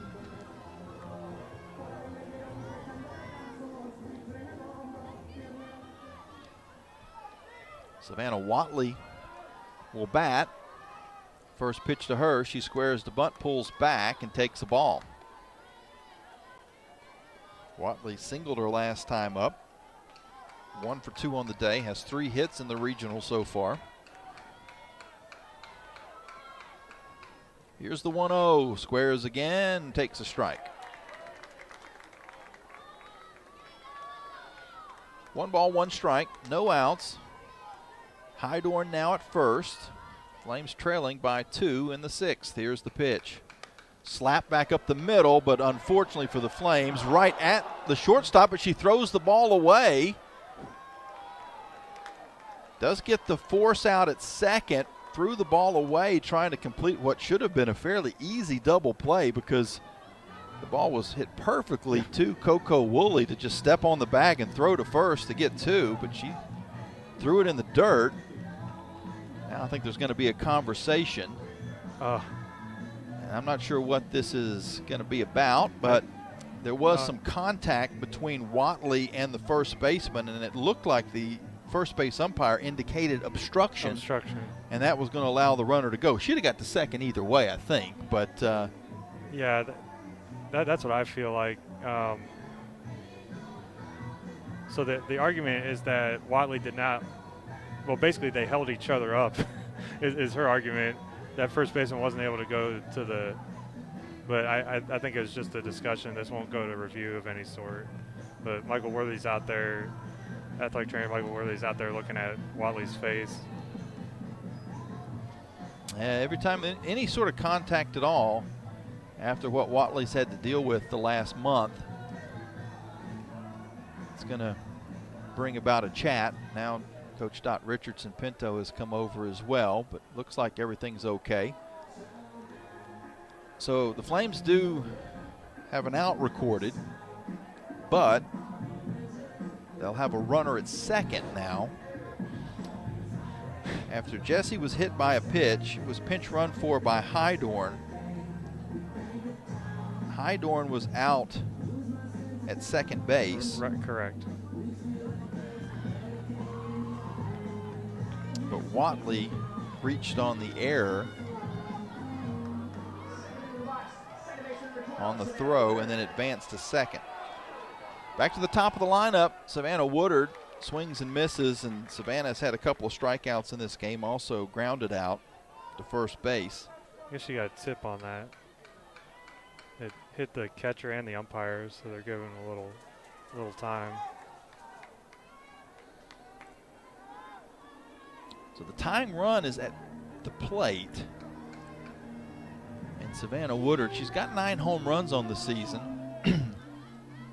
She hasn't quite timed out the speed of Kennedy in this game. We've seen on her 2 strikeouts that she was fooled as to what she was expecting, as this 0-1 is taken for a ball, 1 ball and 1 strike. But now the 4th time through. And one thing, Coleman is now a catcher for Barbara, entered in this half inning. The 1-1 slapped out into left field and base hit off of the glove of Woolley. She can't make the play, and the Flames will have runners at first and third with 1 out. Outstanding effort by Coco Woolley as she dove. The ball was just out of her reach. She got her glove on it but couldn't squeeze it. Actually made a second attempt to grab it as it was off of the glove before it went to the ground, and she almost got it there, but it bounced and 1 hopped into the mitt. Flames now have runners at first and third. Rachel Roop, the go-ahead run, is at the plate. She's 1 for 3 on the day. First pitch to her is a ball. And what a great spot for the Flames. With only 1 out, trailing by 2. Here's the 1-0. Got away from the catcher. Watley's going to try to score, and she does. Watley comes in from third, an aggressive move. The ball didn't get that far away. But Watley has gotten this down to a 1-run game. Woodard's at second. So the tying run in scoring position. That's going to be a pass ball. And you got to think, Joe, that the weather conditions and how hot it is probably is what precipitated that change at catcher. The 2-0 to Roop, grounded foul. Yep. 2 balls and 1 strike. Yeah, we saw that in the end of the Liberty Marist game. The catcher change for Liberty. Carrasquillo caught an inning. 2-1 to Rachel Roop. Bounces up, 3 balls and 1 strike. First base is open. But we saw that come back to bite Maris yesterday when they walked Roop and then Bryn McManus, as we see from time to time, made him pay. The 3-1 sent out into shallow center field, base hit. There's going to be a throw to third. Woodard gets in safely, did not slide, just beat the throw. So a couple of little Texas leaguers, appropriately I guess, for the Flames in this half inning, and they've got them at first and third with 1 out. Kind of similar to that that second inning for Texas A&M, where they're just dropping in and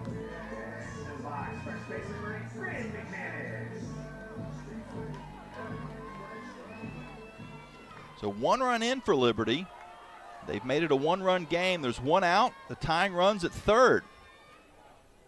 Go-ahead runs at first. The first pitch to McManus is taken for a strike. I think the Flames would be happy here with a deep fly ball to tie things up. But if they could find a gap, have a chance to take a lead in this game. The 0-1. Ground ball to third. The runner's going to have to stay there. The throw over to first gets the second out. Woodard took a couple of steps after the throw, but just not enough time to score, and now it's going to take a 2-out hit. There might have been an opportunity to turn a double play there, but they struggled on the last turn earlier this inning.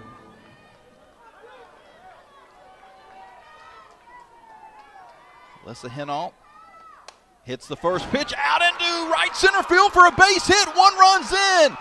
Roop comes around. She scores. The Flames take the lead. Clutch hitting by Alyssa Hinault. And Liberty is on top of number 1 overall seed Texas A&M. And you could see the excitement in Alyssa's face as she was heading towards first. She was already celebrating about 2 paces down the line. KK Madry turns on this first pitch to right field, back at the wall and out of here. Are you kidding me? KK Madry with a 2-run blast. The Flames take a 3-run lead on Texas A&M.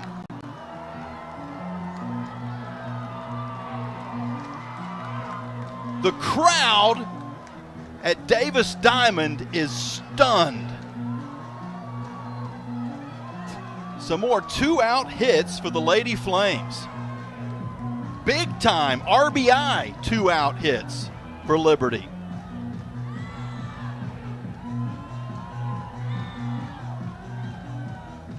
KK Madry doing the gritty as she stepped on home plate.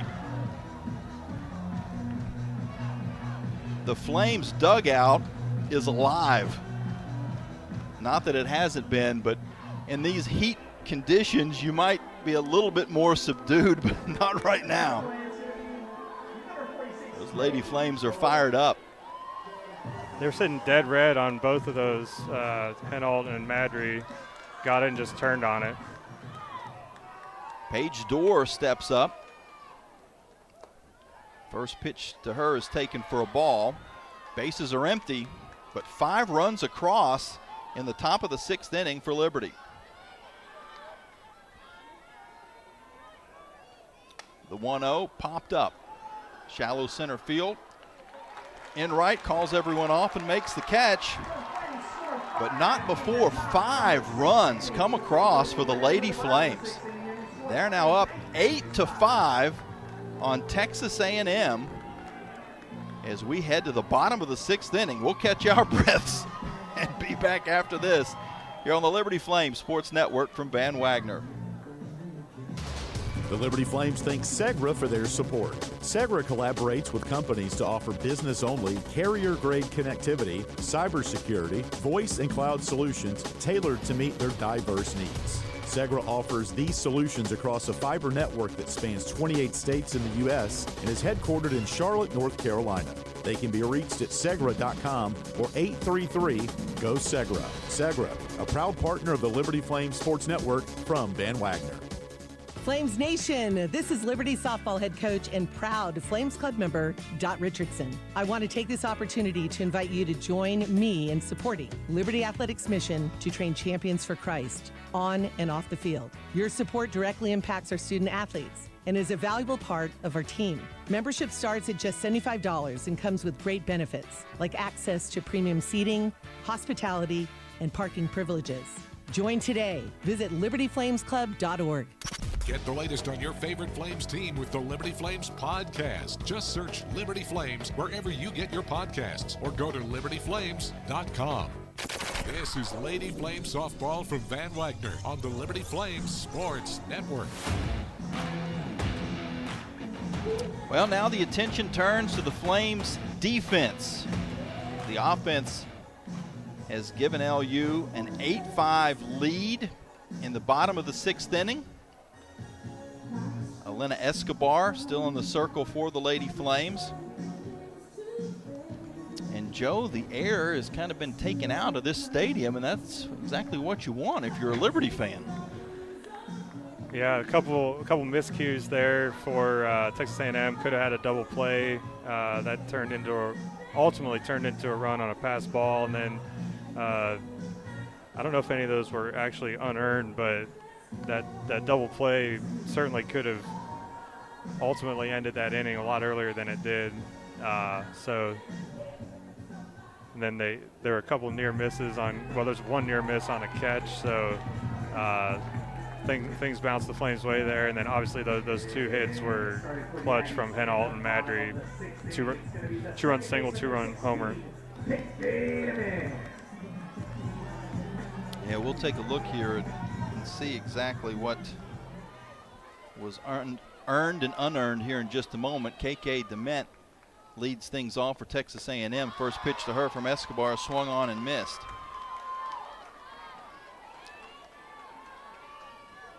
But again, the two biggest hits, the single by Henault and the homer by Madry, came with 2 outs. All 3 of the Flames runs that came through in the third were with 2 outs.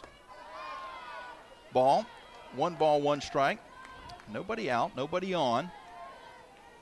In the bottom of the 6th inning, Liberty up on Texas A&M, the #1 overall seed, 8-5. Here's the pitch. Off speed, a strike.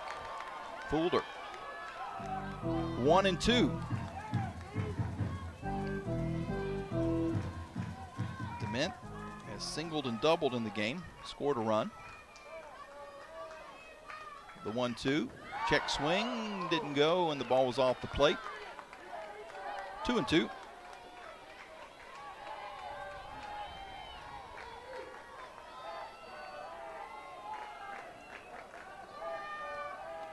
Two-two is high and tight. 3 balls and 2 strikes.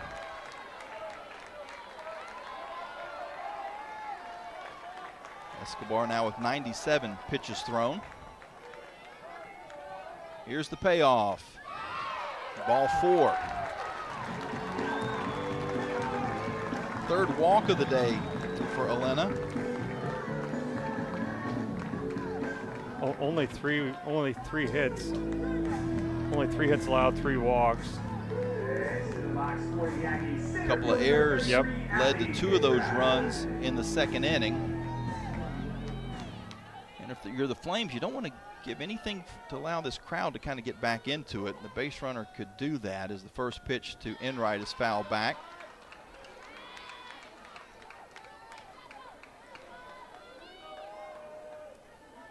Enright reached on an error and scored in the 2nd. Had a sac fly in the 3rd.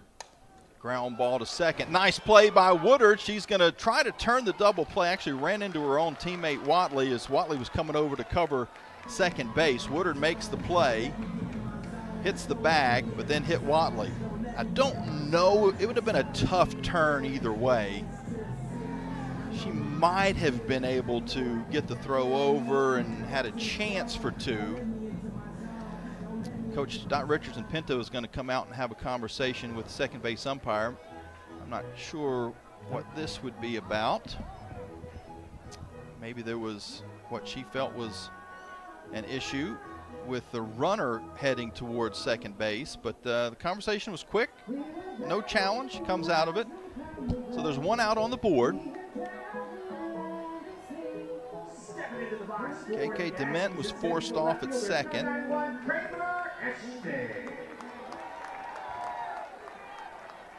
Enright reaches on the fielder's choice, and Eshty squares the bunt and fouls it back. Jesse threw it anyway and threw the ball away down the right field line, but it was clearly a foul ball. 0-1 to Eshte. Eshte bats in the 8th spot. She reached on a fielder's choice, got an RBI back in the 2nd, struck out in the 3rd.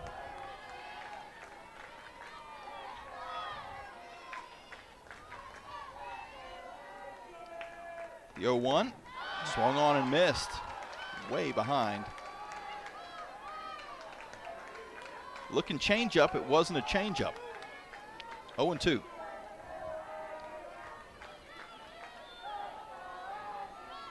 Here's the pitch.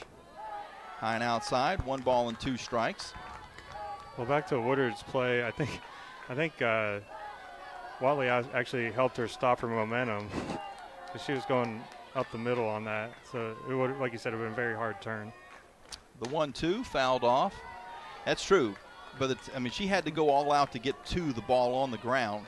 Once she made the play and stepped on the bag, she might have been about 10 paces towards third before she would have been able to throw back to first. It would have been very difficult. The 1-2 fouled off again.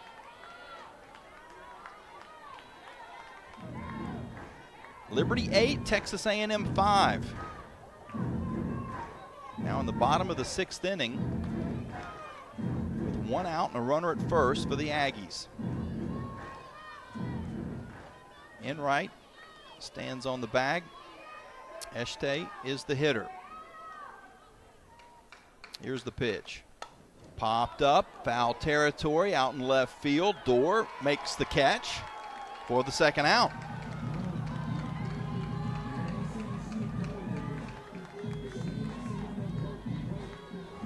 Kelsey Mathis, the 9-hole hitter, is 1 for 2 on the day, has an RBI. And we've seen most of the damage done in the bottom half of the order, Texas A&M. First pitch to Mathis is out of the zone. 1-0. 5, 6, 7, and 8. Scored the most runs in this game. You throw in Mathis's RBI, and that's where the offensive damage has come from the Aggies. 5 through 9. That's a ball. 2 balls and no strikes. Enright still at first.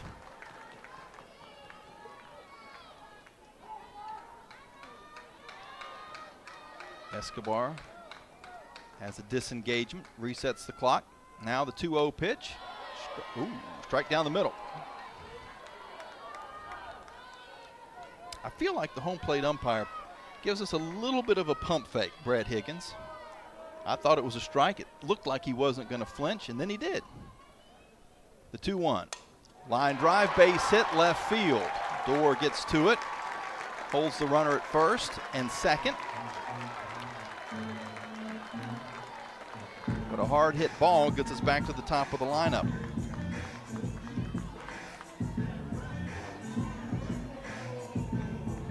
Those 11 straight batters retired before that. Last hit was in the 3rd. Kennedy Powell, who is 0 for 3 on the day, pops this first pitch up into shallow left field. Dorr, an easy play. She squeezes it. Liberty's 3 outs away from advancing to the regional final. They lead Texas A&M 8-5. We're back with the 7th right after this here on the Liberty Flames Sports Network from Van Wagner. At Carter Bank, we believe life is best lived full of opportunities and dreams, of goals achieved and promises kept. We've been creating opportunities for more people and businesses to prosper since 1974. That means great local lending, convenient access to your money, accounts and guidance that make it easier to get more done. We are Carter Bank, the preferred community bank of Liberty Flames Athletics. Visit carterbank.com to learn more. Member FDIC, Equal Opportunity Lender. You're listening to Liberty Softball on the Liberty Flames Sports Network from Van Wagner. Time now to check the Carter Bank box score. Well, happy box score for the Lady Flames at this point. They lead 8-5 in the top of the 7th inning against the #1 overall seed in this NCAA tournament, Texas A&M, on their home field at the Davis Diamond. Flames put 5 runs across in the 6th inning to turn a 2-run deficit into a 3-run lead. Same 2 pitchers still in the respective circles. Texas A&M 5 runs on 4 hits, 1 error. Flames 8 runs on 11 hits, 2 errors. Texas A&M got on the board first with 4 in the 2nd. 2 of those runs unearned. They added a run in the 3rd. The Flames had 3 in the 3rd and 5 in the 6th. And that's where we stand. Liberty up by 3. And all 8 of the runs are being shown as earned against Emily Kennedy.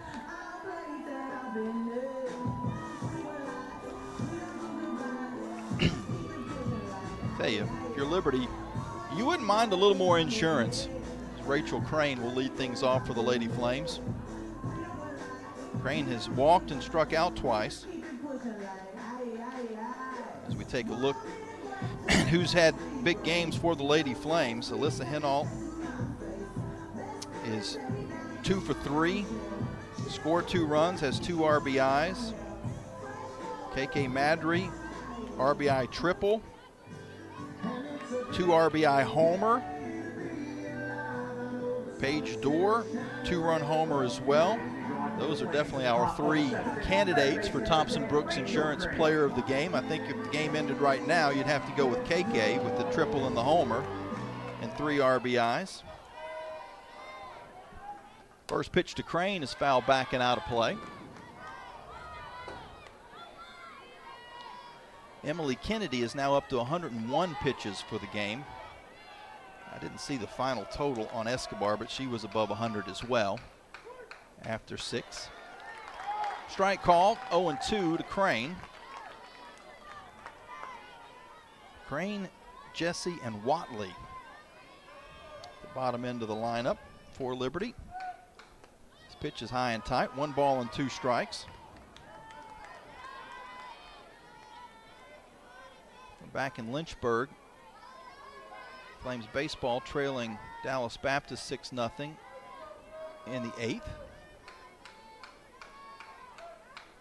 The 1-2 to Crane, bounces up, 2 balls and 2 strikes.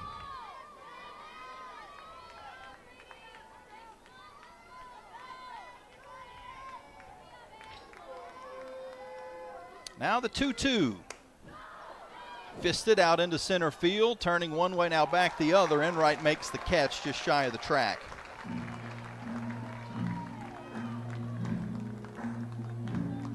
One down for Savannah Jesse.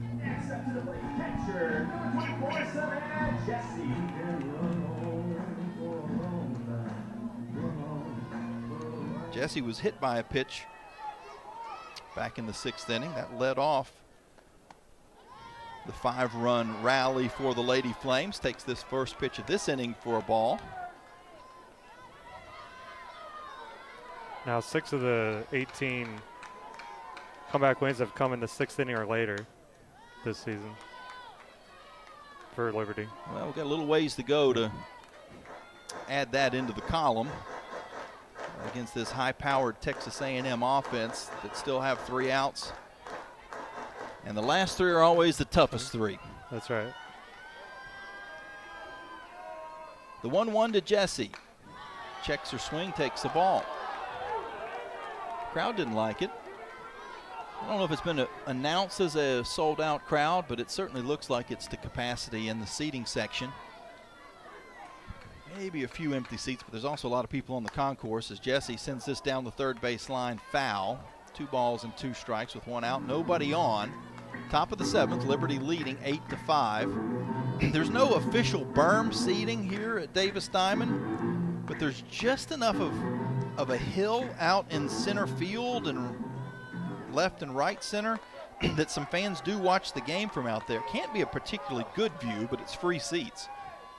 The 2-2 to Jesse, high and outside, 3-2. Saw some fans in straightaway center field. They were out hours before the game, 2-3 hours before the game with their tent set up ready to go. The 3-2 to Jesse, check swing, and she went. So a strikeout for Savannah. Yeah, that swing was called by the home plate umpire, so there's no reverse appeal. 7 strikeouts now in the game for Emily Kennedy. Savannah Watley steps in. She's 1 for 2. Sprays this first pitch foul.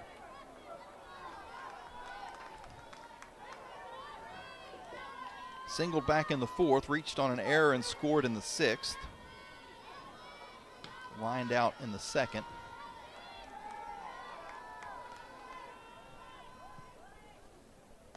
Takes this pitch for a ball.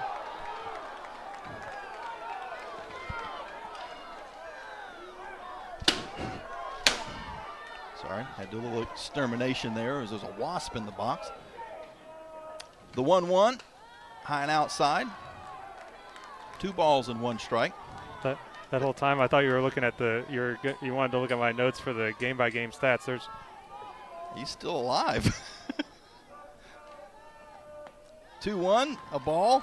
Our concern has turned to the Wasp. They make him big in Texas and tough. Thought I smashed him pretty good. He's on my computer screen right now. I really don't want to smash him. 3-1, fouled off. 3 balls and 2 strikes. He's certainly injured. But I still don't like him being around. Savannah Watley with 2 outs and nobody on faces the 3-2 pitch. Slaps it foul. Well, our buddy the Wasp has made his way behind the computer screen, so if he stays there, we can all coexist.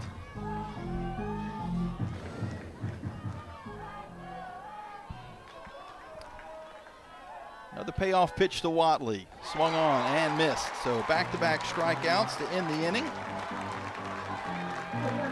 As we head now to the bottom of the 7th. Liberty leading Texas A&M 8-5. They're 3 outs away from moving to the winner's bracket, or to the championship game, I should say, the championship round tomorrow here at Texas A&M. We'll be back with those final 3 outs, hopefully for the Flames, after this here on the Liberty Flames Sports Network from Van Wagner.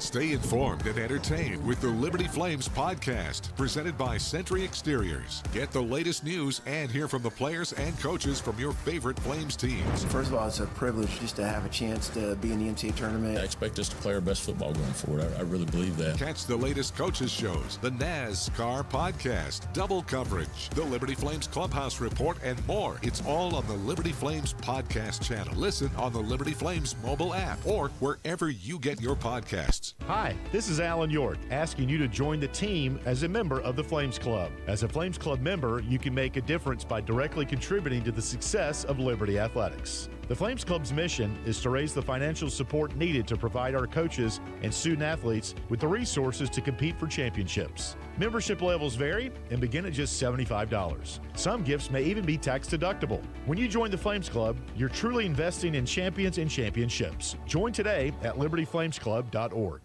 Follow the Liberty Flames Sports Network from Van Wagner on social media and keep up with all your favorite teams. Search LFSN Radio on X, formerly known as Twitter, Facebook, and Instagram. You're listening to Liberty Softball at the NCAA College Station Regional on the Liberty Flames Sports Network from Van Wagner. Lady Flames are 3 outs away from advancing to the championship round of this NCAA Regional in College Station, Texas. Texas A&M and their fans stunned after 5 runs in the 6th inning, culminated by a home run by KK Madry. Some big 2-out hits for the Lady Flames today. Elena Escobar still in the circle. 116 pitches thrown for Elena.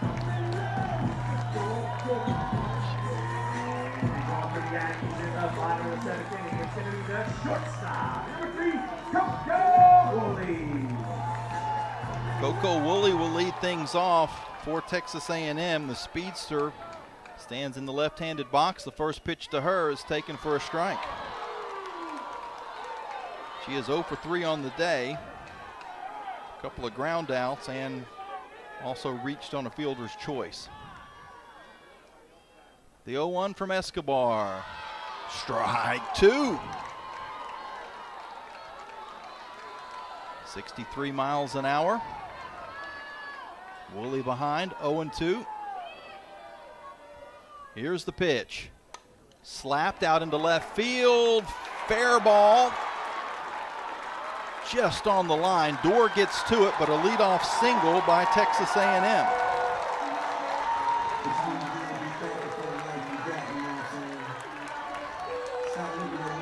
Seen the Flames on the good side of a couple of those. Now Texas A&M gets the leadoff runner on in the 7th.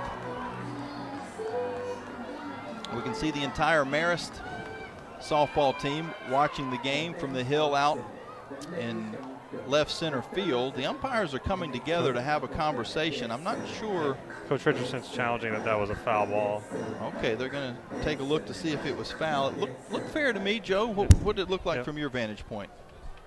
Liberty is challenging that the ball was foul. It looked like it landed that on play the line. will be under review.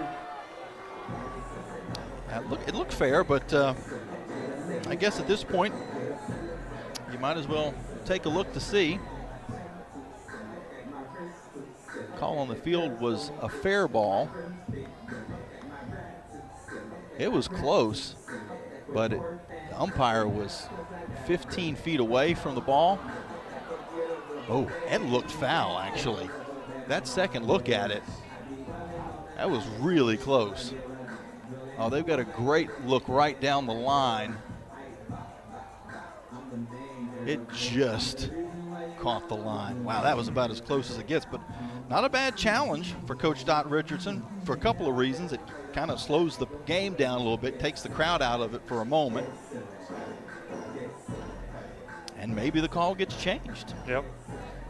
She talks about being an inch fair as opposed to an inch foul. This is a big call here.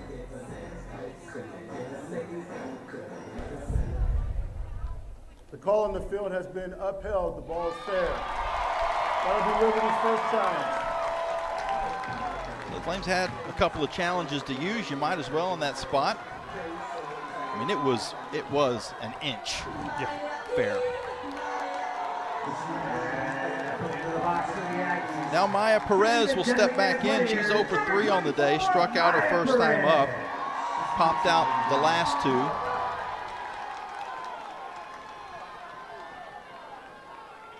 Escobar gets the pitch and fires it in. Strike call.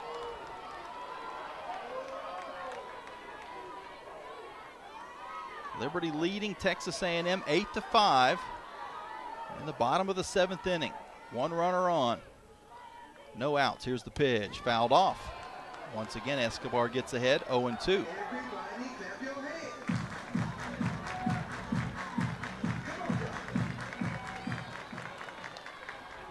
Currently 91 degrees here in College Station. Been warm all day. Feels like above 100. The 0-2. Ground ball, foul down the first baseline. Bryn McManus, who's playing first this weekend in the absence of Brooke Roberts, out with an illness.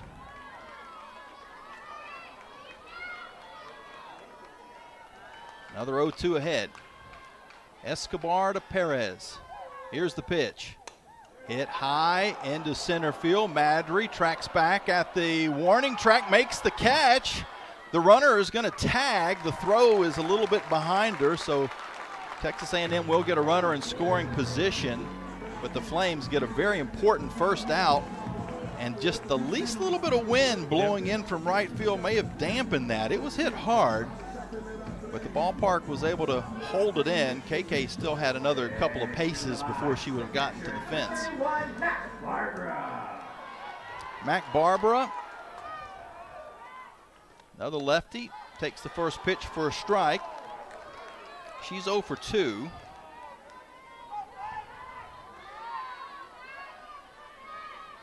.358 hitter on the season. The 0-1. Ground ball played by McManus. She's going to get to first in time. Unassisted out. The Flames 1 away from advancing to the regional final. There's most runners that would have been tough to get out in that spot, but Barbara just doesn't have a lot of speed coming out even of the left-handed batter's box, and that gave Bryn just enough to beat her to the base. The runner does advance to third, so Woolley's at third. But there are 2 outs. The pitch to Harper, taken for a strike.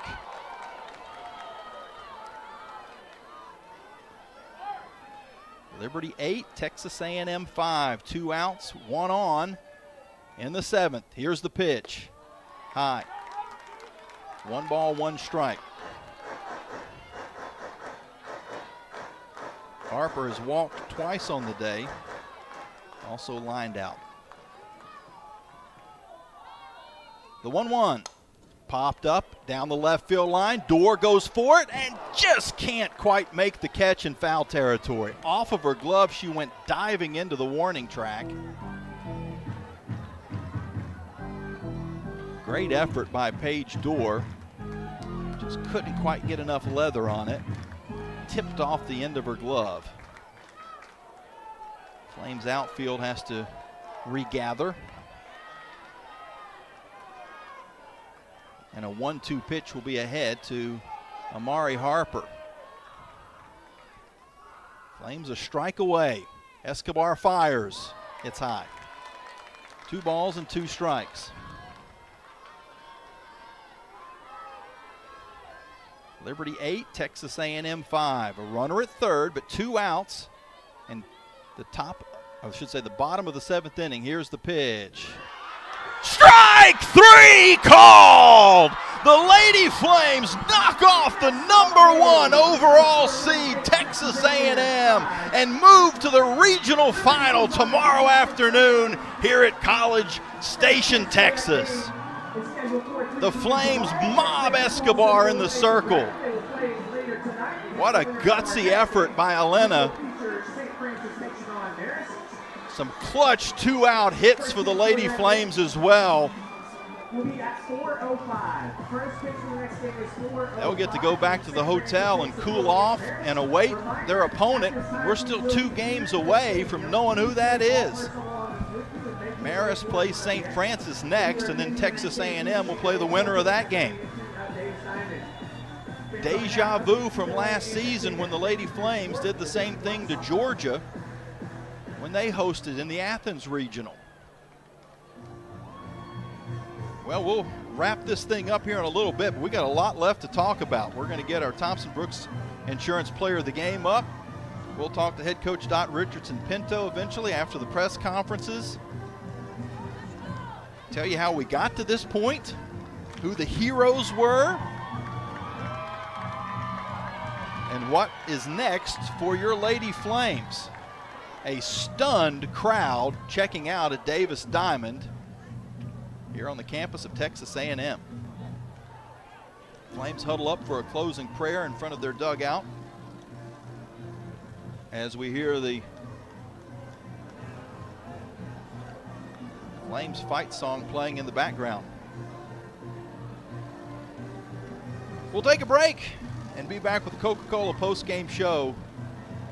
Liberty beats Texas A&M 8-5 in the winners bracket final. They'll move on to the regional final tomorrow, and whoever makes it to play them will have to beat the Lady Flames twice. Move those coffee chains, Flames fans, and go local. Central Virginia's own Ironclad Coffee Roasters and Baking Company is the premier coffee partner of Liberty Athletics. Pay them a visit at one of their cafes in the Richmond area or at the Richmond International Airport. They'll also ship their specialty grade coffee straight to your door. Visit ironcladcoffee.com, that's www.ironcladcoffee.com, to check out the coffee Flames fans are talking about. Score big at Haley's Appliance and Haley's Outdoor in Lynchburg with major brands of appliances that will make your house feel like a home and outdoor equipment to have your yard looking its best. Haley's puts customer service first. They deliver and service all of the products they sell and will take care of the process from start to finish. Log on to Haley's.com today for product availability. Haley's Appliance and Haley's Outdoor in Lynchburg is a proud sponsor for Liberty Flames Athletics. The Liberty Flames thank Segra for their support. Segra collaborates with companies to offer business-only, carrier-grade connectivity, cybersecurity, voice and cloud solutions tailored to meet their diverse needs. Segra offers these solutions across a fiber network that spans 28 states in the U.S. and is headquartered in Charlotte, North Carolina. They can be reached at Segra.com or 833-GO-SEGRA. Segra, a proud partner of the Liberty Flames Sports Network from Van Wagner.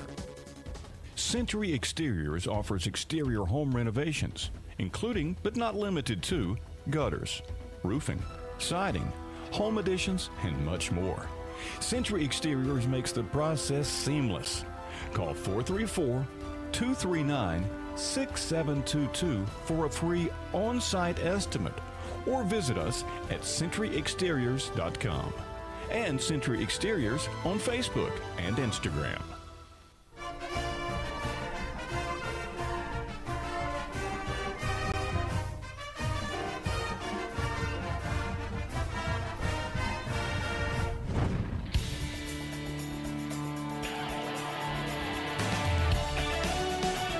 You've been listening to Lady Flame Softball from Van Wagner on the Liberty Flames Sports Network. It's time now for the Coca-Cola Postgame Show, brought to you by Coca-Cola Consolidated. Coke, taste the feeling. Coming up, we'll hear from Lady Flames head coach Dot Richardson. We'll bring you today's player of the game, final stats, and post-game analysis, all right here on the Liberty Flames Sports Network from Van Wagner.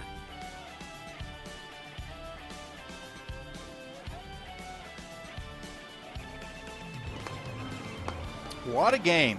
The Lady Flames knock off Texas A&M 8-5, and they now move to the regional final. Marist and St. Francis play next. The winner of that game will play Texas A&M. The winner of that game will play Liberty tomorrow and have to beat the Flames twice. A lot of great individual efforts in this ball game. We'll tell you about all of that. But first, let's just take a look at the final line for Elena Escobar. She pitched 7 innings, gave up only 5 hits, 5 runs, 3 of those earned, 3 strikeouts, 3 walks, 130 pitches thrown. She takes the win. Her counterpart, Emily Kennedy, takes the loss. Escobar now 24-3 on the year. Kennedy is 21-5. Kennedy 7 innings pitched, 11 hits given up, 8 runs all earned, a couple of walks, 8 strikeouts, 119 pitches thrown. We didn't see what the final number on attendance was. Let's see if I can find that. 2150, so over capacity of 2,000. 2150. Duration of the game, 2 hours and 16 minutes. It has been hot here in College Station. It was 90 officially at first pitch. We showed 89 with a feels like of 100. Got up as high as I think 92 during the course of the game, and the highest feels like I saw was 102. The Flames were able to battle through that, and also battle through falling behind 4-0. Texas A&M scored 4 runs in the second. Liberty had to respond, and they did. We'll talk you through how that happened. Harper, the number 5 hitter for Texas A&M, drew a walk with 1 out in the second, and a single by Dement. Enright reached on an error.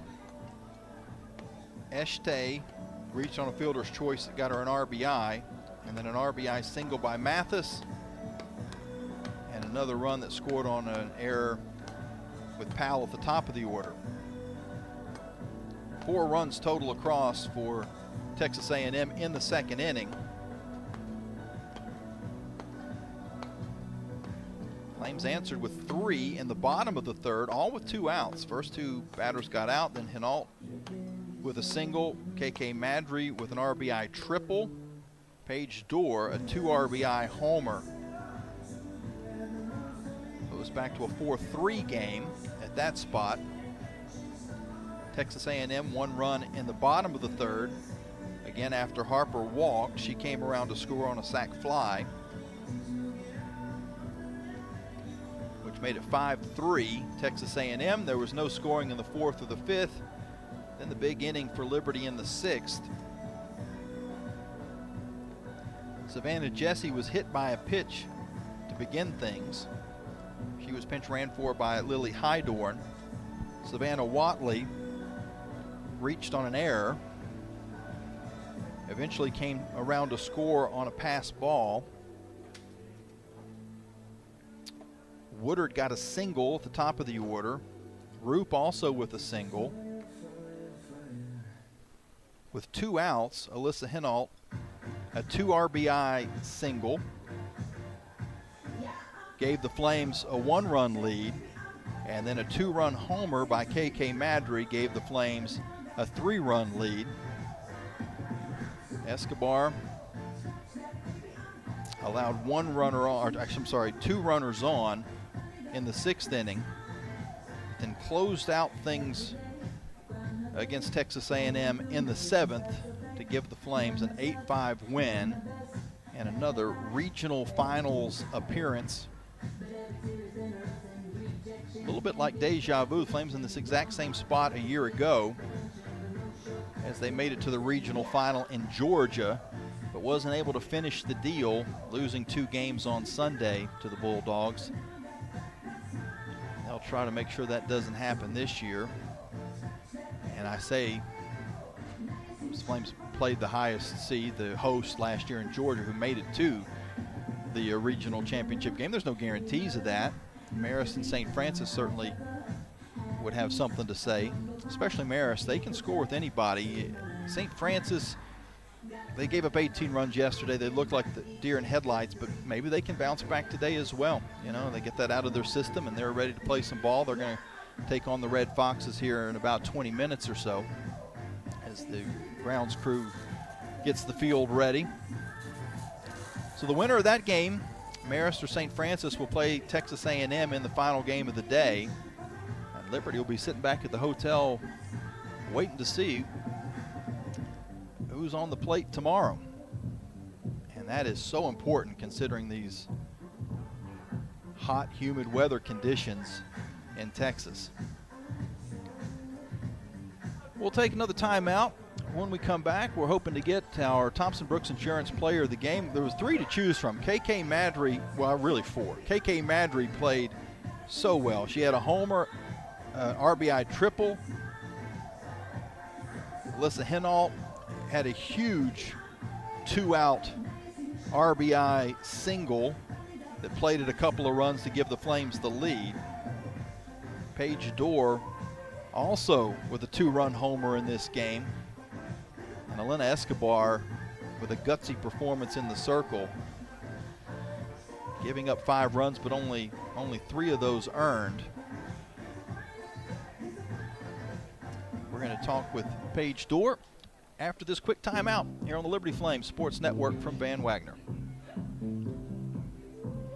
Are your feet preventing you from living life? Hi, I'm Jonathan Cotton, and you may have heard my good feet story, how I love my arch support so much that I bought the store. Since then, thousands of customers have found relief from foot, knee, and back pain. I love to hear their stories of walking, running, and just enjoying their new life pain-free. Don't let foot, knee, or back pain keep you from living the life you love. Come into the Good Feet store for your free fitting and test walk. Visit goodfeet.com for the location nearest you. We look forward to seeing you soon at the Good Feet store. Lynchburg Nissan is a proud sponsor of Liberty University Athletics. Stop by Lynchburg Nissan now to take advantage of $6,000 off MSRP on select new cars or rates as low as 2.9%.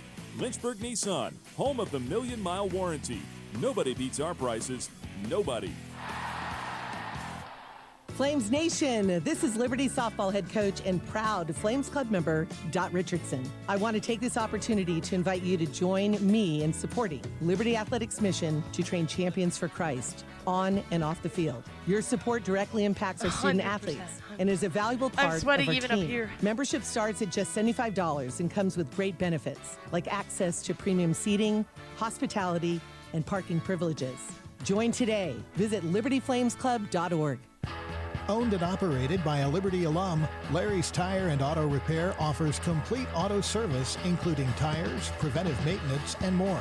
Larry's Tire carries all major brands and is open from 8 a.m. to 5 p.m. Monday through Friday. Larry's Tire has 2 locations in Lynchburg and at Able Tire in Concord. And coming soon, Larry's Tire will expand to a new service center in Forest. More information on Larry's Tire is available at larrystireservice.com. You're listening to Liberty Softball at the NCAA College Station Regional on the Liberty Flames Sports Network from Van Wagner. The game is over, but we're still talking Flames softball. You're listening to the Coca-Cola postgame show on the Liberty Flames Sports Network from Van Wagner. Welcome back in to, as they say, Aggie Land, Texas on their official stats, but we'll call it College Station. The Lady Flames with an 8-5 victory over the #1 overall seed, Texas A&M, and I'm now joined by Paige Storr. And Paige, that has a nice little ring to it, doesn't it? Yeah. #1 overall seed goes down. You know everybody in the country's talking about this right now. It's on ESPN. It's everywhere. That's the good side. The bad side, there's still work to do. You know, you can't win it in one game. You're going to have to win a game tomorrow as well. But I know you're going to celebrate this one for at least a few hours before you start thinking about tomorrow. What was the mood like in the locker room and in the dugout when those runs were scoring? Of course, you were out on the field for part of that. But when you were in the dugout, what was it like down there? We were so locked in. We were so locked in as a team, and we played together. And 1 through 9 produced. It wasn't a chunk of the lineup. It was 1 through 9. And for Elena to throw the way she threw against the #1 team in the nation, like, are you kidding me? Like, that is phenomenal, and I'm so proud of her. The Bats have really come alive in this tournament. You got 10 against Marist yesterday. You get 8 against an unbelievable pitcher in Kennedy who was throwing smoke as well. As you go through the lineup multiple times, what were you guys able to do and adjust to be able to get some runs against her? I mean, we see once we go one time through the lineup, we know how we failed. We know what we're going to get the next at bat. And so especially if you fail, you're going to get the same thing. And so knowing that, and we were really students of the game. Every at bat, we learned from each other and we learned from our own at bats, and we shared our knowledge. And so I think, even you're never too old, and you always have, there's more to learn. There's more to learn. And so in games like this, it was key to adjust. And I think that we did a great job as a team learning from each other's at bats. You got, for those that are listening on the audio but can't see the video, you got a little bit of mud on the jersey as well. Was that all from the dive out in left field? It just right in that gravel. 2 more inches, and you'd have had an outstanding catch in the bottom of the 7th inning. But I guess that just shows. I mean, this team has you guys are going all out every single play, whether it's a dive for the ball out there or trying to beat out keep a double play from happening. And there's a lot of hustle on this team. 100%. And we had, the way Elena was mowing, she threw so well, and so the least I could do was lay myself on the line for her. And honestly, the Lord works in miraculous ways, because I didn't make the catch, and Elena deserved that strikeout moment more than anybody else. So that was phenomenal. That's a fair point. Yeah. That's a very nice way of putting that. That's awesome.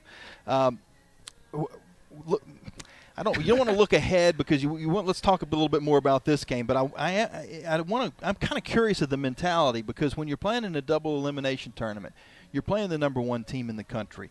Such a huge moment to win this game, but you've got to keep in the back of your head, you're probably going to have to beat them again, 100%. And you know that you can. 100%. And we know that regionals is you have to beat the great team twice, and so we knew that coming in, and so it was one pitch at a time, and we took this game one pitch at a time, and now that the game's over, now we got to focus on preparing to beat them the second time. So, and they're going to be ready to go. They're going to come out hot, and we know that, and we're prepared. So. And I don't want to take anything away from Marist or St. Francis, but certainly Texas A&M would be the favorite to make it to tomorrow and tonight's game, especially considering whoever wins this next game is going to have to play back-to-back 2 games in this heat. Talk about it. You're talking about Elena and her having to battle through it, but the whole team was playing as well as you could imagine, considering it felt like 102 degrees during this ball game. It was a little toasty, but, in a moment like this and in regionals and being in the place that we are, the heat is the least of our worries. And when you're out there playing, you don't think about it's not hot out there. You're truly just living in the moment. And I think that was a huge strength of ours, is we were present every single pitch. And so living in the moment, and we've all dreamed as little girls to be here, and we are here. And so why not take advantage of it and love every single moment that we're here? Savannah Jessie was telling us, Savannah Jessie was telling us that she had a girl come up to her during one of your autograph sessions and say, I want to be a catcher, and I watch you, and I look up to you, and I want to be like you, and she got her to autograph her gear and all that stuff. But you talk about that as a kid. You grew up, you were that girl that was getting whatever era's Savannah Jessie to autograph your glove and come out. And so it's about the love of the game. Have the regional schedule all set out right after school, push record. We were locked in back then too. Well, and I think so much in today's game is in college athletics is about transfer portals and NIL and all that kind of stuff, and that can be a distraction. But when it comes down to it, It's just a group of girls that want to win a softball game, and it just happened to be against the number one team in the country. But you put anybody out there, and you guys are going to want to win. 100%. And truly, it doesn't – I mean, Texas A&M is a phenomenal team, and we knew what we were up against. But it doesn't matter what other team is opposing. The ball's still yelling. We're still trying to hit with a round bat. And so preaching that and just keeping it simple, the most beautiful thing about softball is anybody can beat anybody on any given day. And so you have to show up to win them every single game no matter who's opposing your team. So, what's the recovery process to get ready for tomorrow through this? Eat first, sleep, and some ice maybe. And air conditioning. Yeah, that'll do. For sure. Absolutely, for sure. Last question for you.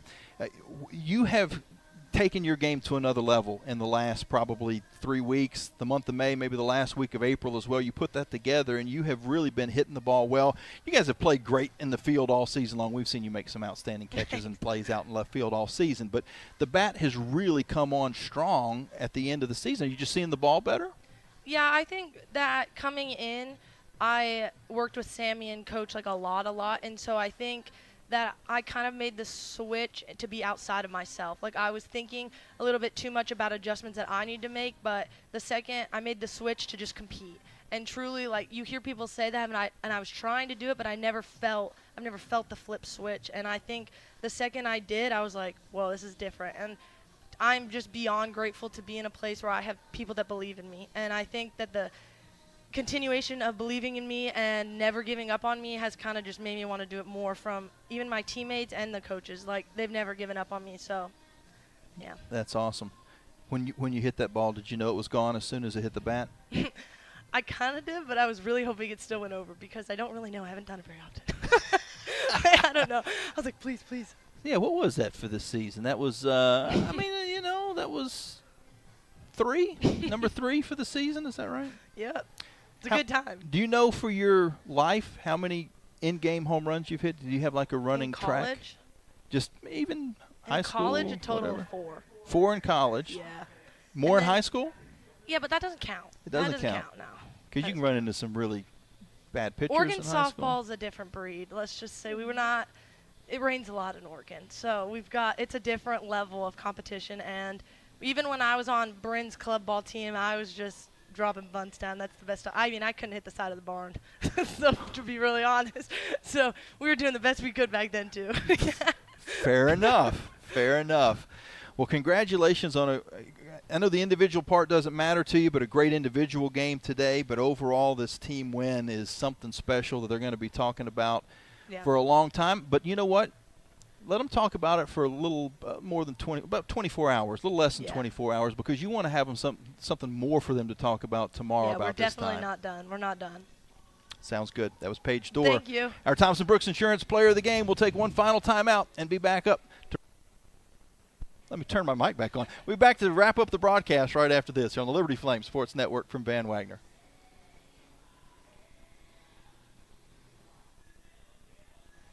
Are your feet preventing you from living life? Hi, I'm Jonathan Cotton, and you may have heard my good feet story, how I love my arch support so much that I bought the store. Since then, thousands of customers have found relief from foot, knee, and back pain. I love to hear their stories of walking, running, and just enjoying their new life pain-free. Don't let foot, knee, or back pain keep you from living the life you love. Come into the Good Feet store for your free fitting and test walk. Visit goodfeet.com for the location nearest you. We look forward to seeing you soon at the Good Feet store. Lynchburg Nissan is a proud sponsor of Liberty University Athletics. Stop by Lynchburg Nissan now to take advantage of $6,000 off MSRP on select new cars or rates as low as 2.9%. Lynchburg Nissan, home of the million-mile warranty. Nobody beats our prices. Nobody. Flames Nation, this is Liberty softball head coach and proud Flames Club member, Dot Richardson. I want to take this opportunity to invite you to join me in supporting Liberty Athletics' mission to train champions for Christ on and off the field. Your support directly impacts our student athletes and is a valuable part of our team. Membership starts at just $75 and comes with great benefits like access to premium seating, hospitality, and parking privileges. Join today. Visit libertyflamesclub.org. Owned and operated by a Liberty alum, Larry's Tire and Auto Repair offers complete auto service, including tires, preventive maintenance, and more. Larry's Tire carries all major brands and is open from 8 a.m. to 5 p.m. Monday through Friday. Larry's Tire has 2 locations in Lynchburg and at Able Tire in Concord. And coming soon, Larry's Tire will expand to a new service center in Forest. More information on Larry's Tire is available at larrystireservice.com. You're listening to Liberty Softball at the NCAA College Station Regional on the Liberty Flames Sports Network from Van Wagner. The game is over, but we're still talking Flames softball. You're listening to the Coca-Cola postgame show on the Liberty Flames Sports Network from Van Wagner. Welcome back in to Davis Diamond. Liberty knocks off Texas A&M, the #1 overall seed in this NCAA tournament. 8-5, the final score. We'll get the thoughts of head coach Dot Richardson Pinto here in just a little bit. Currently 92 degrees in College Station. There's still 2 more games to be played today. Marist and St. Francis will match up next. The winner of that game will play Texas A&M in the nightcap. And the Flames will play the winner of that tomorrow, and Liberty will have to be defeated twice. We got a whole lot of hellos to say. I'm not sure if we'll be able to get to them all. We'll get to as many as we can.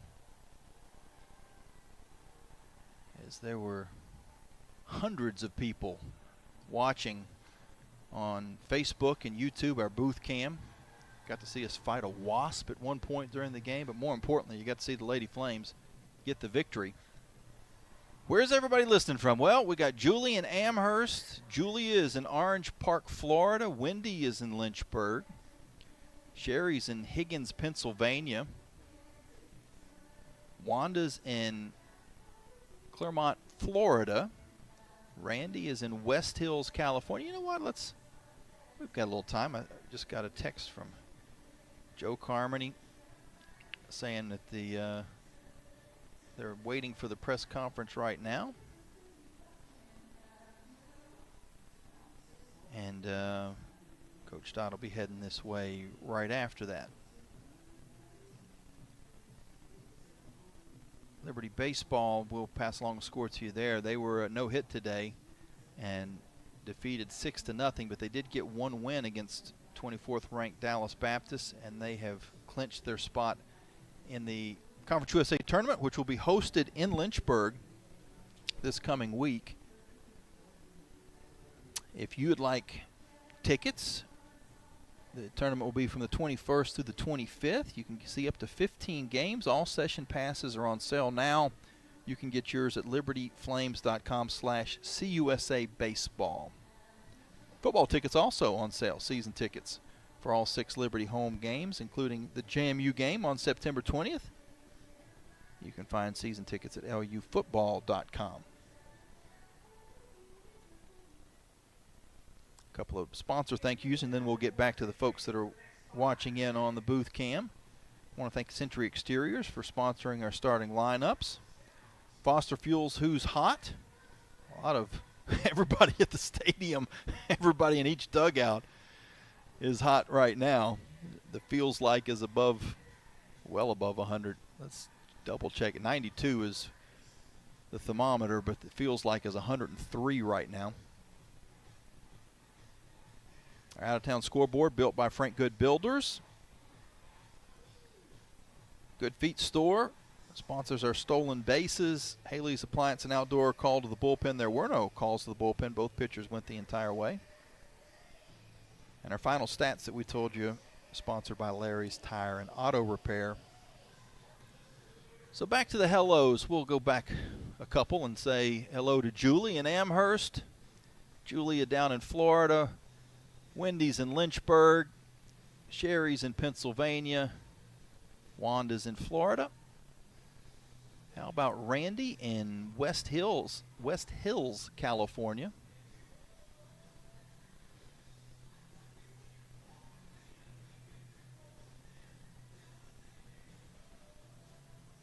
Bruce is listening in or was watching on ESPN Plus with the audio up on our broadcast. We appreciate that. How about former Lady Flame great Kenzie Friesen up in Saskatoon? Raymond's in Central Florida. Mary's in Tomball, Texas. Tommy says, go Flames, go LU. Howard was asking about Brooke Roberts. She's out with an illness, missed her second game today. Bryn McManus has stepped in and played huge for Liberty at first base in her absence. Felicia's in Lynchburg. Williams in Rocky Mount. Eric's in Amherst. Courtney's in Roanoke. Sandy's in Keysville. Kathy watching the booth cam in Good. Penny's in Russburg. Our good buddy Joey Allen in Lynchburg. Brenda's in Shreveport, Louisiana. GL's in Michigan. Lisa out on the Outer Banks, watching the Lady Flames beat Texas A&M 8-5 and advance to the championship game tomorrow. And Liberty would have to be defeated twice. Tony's in Marietta, Ohio. Terry's in North Myrtle Beach. Roxanne in Lynchburg.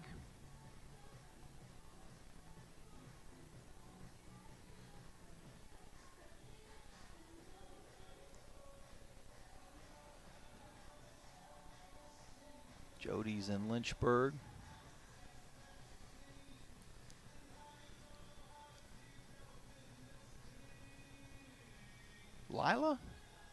Lila? Hope I'm saying, well, I'll be clearly I said at least one of those wrong.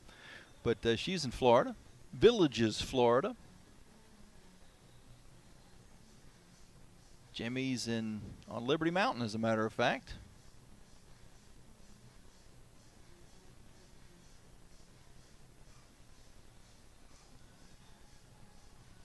Oh, let's see.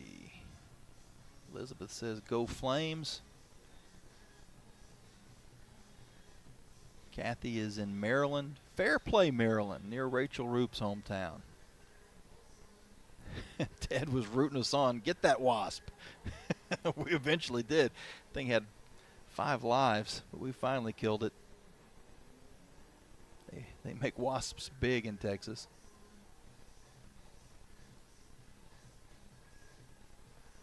Lisa's in Timberville, Virginia. Tony says bang. Yeah, big win. Elizabeth, hot diggity, no doubt.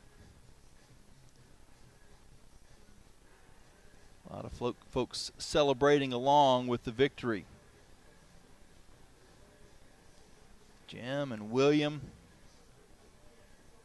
Ronald tuning in on YouTube. Most of these on Facebook, but folks all over. Also listening on the Liberty Flames app. Boy, there's so many. I'm not going to be able to get them all here, but we appreciate everybody that tuned in. Chris in Lynchburg. Tommy's in California. Galt family in Charlotte. Emily in Roaring Spring, Pennsylvania. And Christopher in Stanton, don't say Staunton, Virginia. All tuning into the broadcast today, and we certainly appreciate that as the Lady Flames picked up an 8-5 win over Texas A&M. One last one, we'll sneak it in. Jimmy in Madison Heights. Jimmy, thanks for watching the broadcast. Liberty with this win will now move on to Championship Sunday. They don't know who they're going to play yet. It'll either be Marist, St. Francis, or Texas A&M. Marist and St. Francis play next. Texas A&M will play the winner of that game in the final matchup of the evening. And the Flames will take on the winner of that game. So 2 games to be played before the Flames do battle again. If you take a look at the bracket, Liberty won yesterday against Marist 10-5. Texas A&M dispatched St. Francis in a no-hitter 18-0. in 5 innings. Today, Liberty with the win in the opening game against Texas A&M. Marist and St. Francis taking a little bit longer than I think maybe anticipated to get the field ready, but they're getting close. They're probably going to be playing here in the next 10 minutes. The final game of the night is scheduled for 7 p.m. Eastern. I think that's ambitious, considering this next game's not going to start till around 5-ish at Eastern. That final game probably will not get underway until closer to 8 o'clock, I'm going to guess, which would be 7 o'clock local. So the Flames are hoping it goes until midnight. Play as long as you need. And then back at it tomorrow. Good for all involved. It is a little bit later tomorrow, a little more recovery time. 4 o'clock Eastern will be the first game of Championship Sunday, and for the Flames, they hope the only game of Championship Sunday.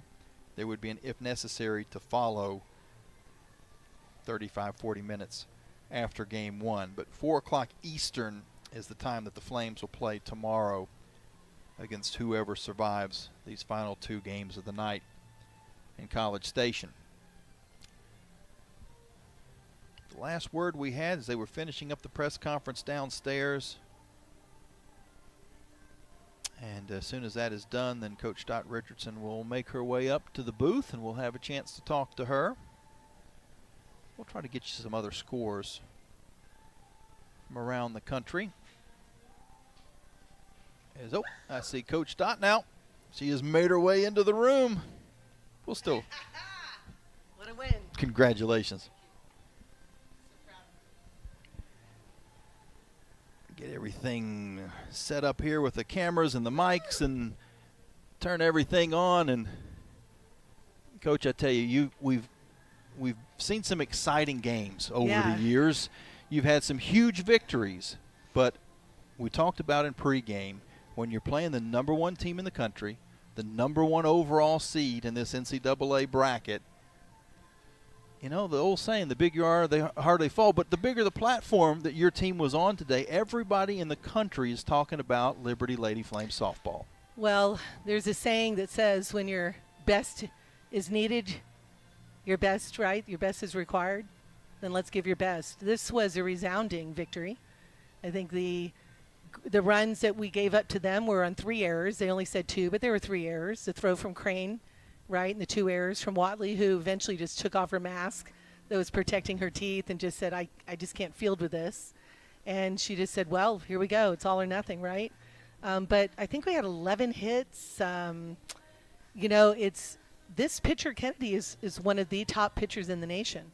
And it just shows the hard work that Coach Sammy Fagan-Harmon has given to the team as a hitting coach. And look at pitching with Escobar, with, you know, Coach Casey Fagan-Graham and Kirby Nagel, right? And the big thing why I mention is because there's so much that goes on from August all the way until this point. And we knew God has a plan. And the plan is, yes, we had the victory here, but we celebrate our victory in Jesus, right? And what we're going to do is we have to finish. We have to finish. And I guess we don't have to do anything, but we're going to want to use the gifts God's given us and do it in a way that we just change who we are and just keep going. Texas A&M now has to beat us twice, right? They have another game to play this evening. But the point I'm getting at is they're not just going to roll over and die, right? They're going to come out strong, and we're going to have to be strong as well. But that's what's fun. Competition is fun, right? And, boy, I had a lot of fun today. You know, when Escobar, remember in Georgia, she'd only given up 2 hits all game. And at the bottom of the 7th, gave up 3. And we lost by 1 run with 1 out away. We already had 2 outs, 1 out away. You know what I was so proud of? I told her before she went out of there, I said, keep playing your game. You're awesome. Just don't change a thing. And she didn't. She wasn't shaken by that barely hit that got down there, you know, with the leadoff batter. She had their 2 big power hitters that came up. And she got so mad at herself for walking number 13 twice, who ended up scoring a leadoff walks. And she was so mad at herself. that's a competitor, but not just being mad to come back and say enough's enough. And when she struck out that kid at the end, it was fun, people. It was fun. I hope you enjoyed watching because it was fun playing. Well, you talk about the next man up mentality, and Alyssa Hinault. She was a the CAA Player of the Year last year at Campbell. She comes into this Liberty organization, this Liberty team, and she is a pinch hitter. Now, a great pinch hitter. She's come in some tough spots for you really this good. season. Yeah. But now she steps into the lineup. She's going to be starting, and a huge hit in this ball game. But the thing I'm getting at with her is you never saw her kind of, well, I was a starter, I was the star. No, you didn't see that at all. She came in, she played her role, and when you needed her, she stepped up. She is truly amazing. When you look at the love for the Lord that she has, she wanted to be at Liberty no matter what. I let her know we have a 6-year senior due to medical injuries in Savannah Woodard playing second, and that's where Alyssa usually plays. So we have her as a utility for us if we need her at second or at third. But that kid, whenever we'd put her in this year, pinch hitting, I've never seen a pinch hitter like her. It was amazing. I mean, the kid's probably in 600-700 as a pinch hitter. I don't know what the stats are, but it sure seemed like it. And then when she was needed and we put her in the fourth position, I said, hey, Alyssa, what do you think about hitting fourth? She says, I'm all in, Coach, whatever you need. I love it.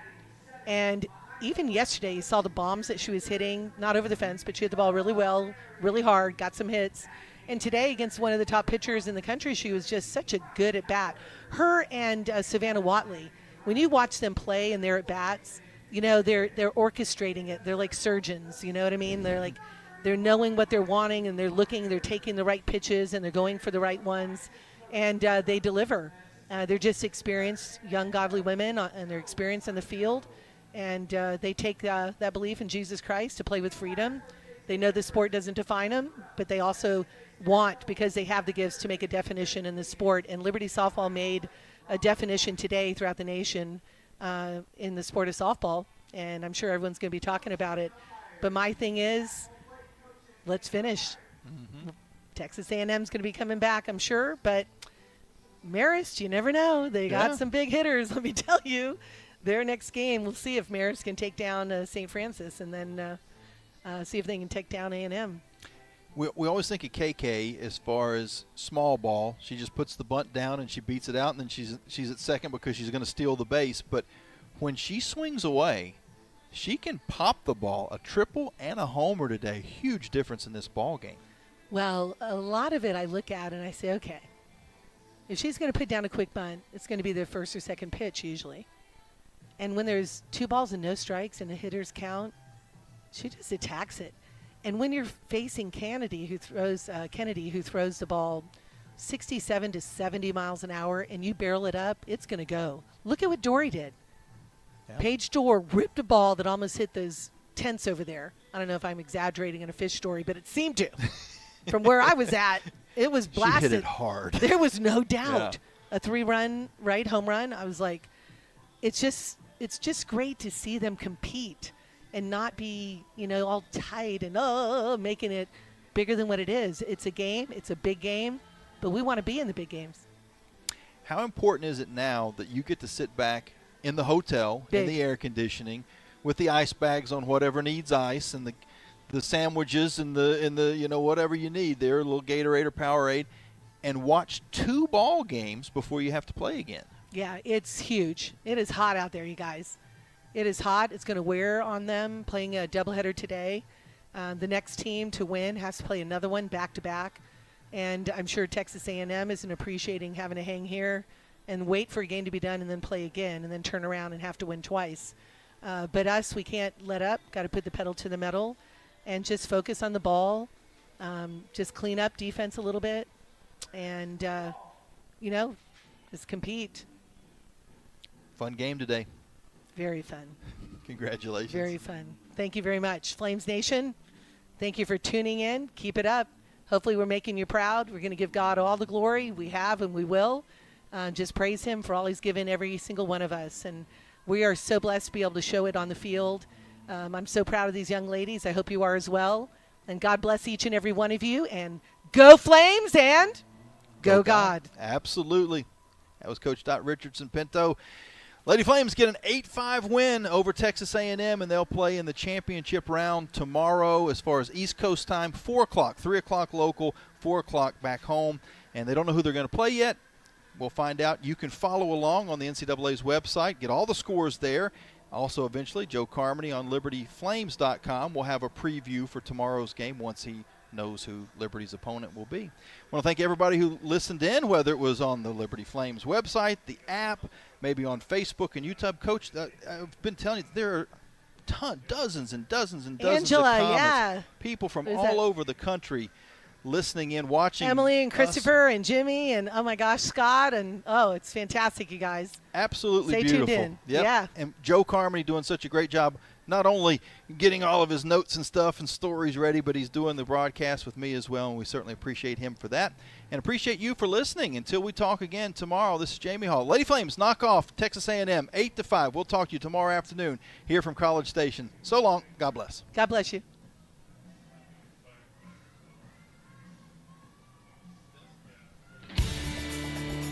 Thanks for listening to live coverage of Liberty University softball from Van Wagner on the Liberty Flames Sports Network. This broadcast of Liberty softball has been brought to you by Joe Yock with Alcova Mortgage, showing you the way home. By Aqua Pros, pools, hot tubs, and hearth. Carillion Clinic, inspiring better health. By Carter Bank, life lived full. Coca-Cola, taste the feeling. Crossroads Family Dentistry. Earthright Mid-Atlantic, your trusted solar and energy efficiency experts. By 11 West. First Bank and Trust, the bank that puts you first. Foster Fuels, providing reliable service for 100 years. Frank Good Builders. Freedom First Credit Union, where people bank for good. Gentry Lock Attorneys. The Good Feet Store. By Haley's Appliance and Outdoor. Liberty Softball has also been brought to you by Ironclad Coffee Roasters, the finest hand-picked specialty coffees from around the world. Serving you at Candler Station in Lynchburg. Jason Porter with Legacy Realty and Development. Larry's Tire and Auto Repair. Expect the best service, prices, and care. By Carl Miller Realty. Caring, competent, trusted advisors. The Liberty Bookstore, the official online store of Liberty Athletics. Lynchburg Nissan. Nobody beats our prices. Nobody. Peary Family Dentistry. Century Exteriors, providing roofing, gutters, windows, and home remodeling. Visit them at centuryexteriors.com. By Segra, a proud partner of Liberty University. Segra offers customized business technology solutions. Learn more at segra.com. And by Thompson Brooks Insurance, planning today for tomorrow. The general manager of the Liberty Flames Sports Network from Van Wagner is Justin Metzger. Network director Alan York. Coordinating producers Kyle Sykes and Nick Pierce. I'm staff announcer Jeff Lawrence with a special thanks to Liberty University Athletics Director Ian McCaw, Senior Associate Athletics Director Robert Goodman, and Assistant Strategic Communications Director Joe Carmany. Liberty Flames Softball is an exclusive presentation of the Liberty Flames Sports Network from Van Wagner.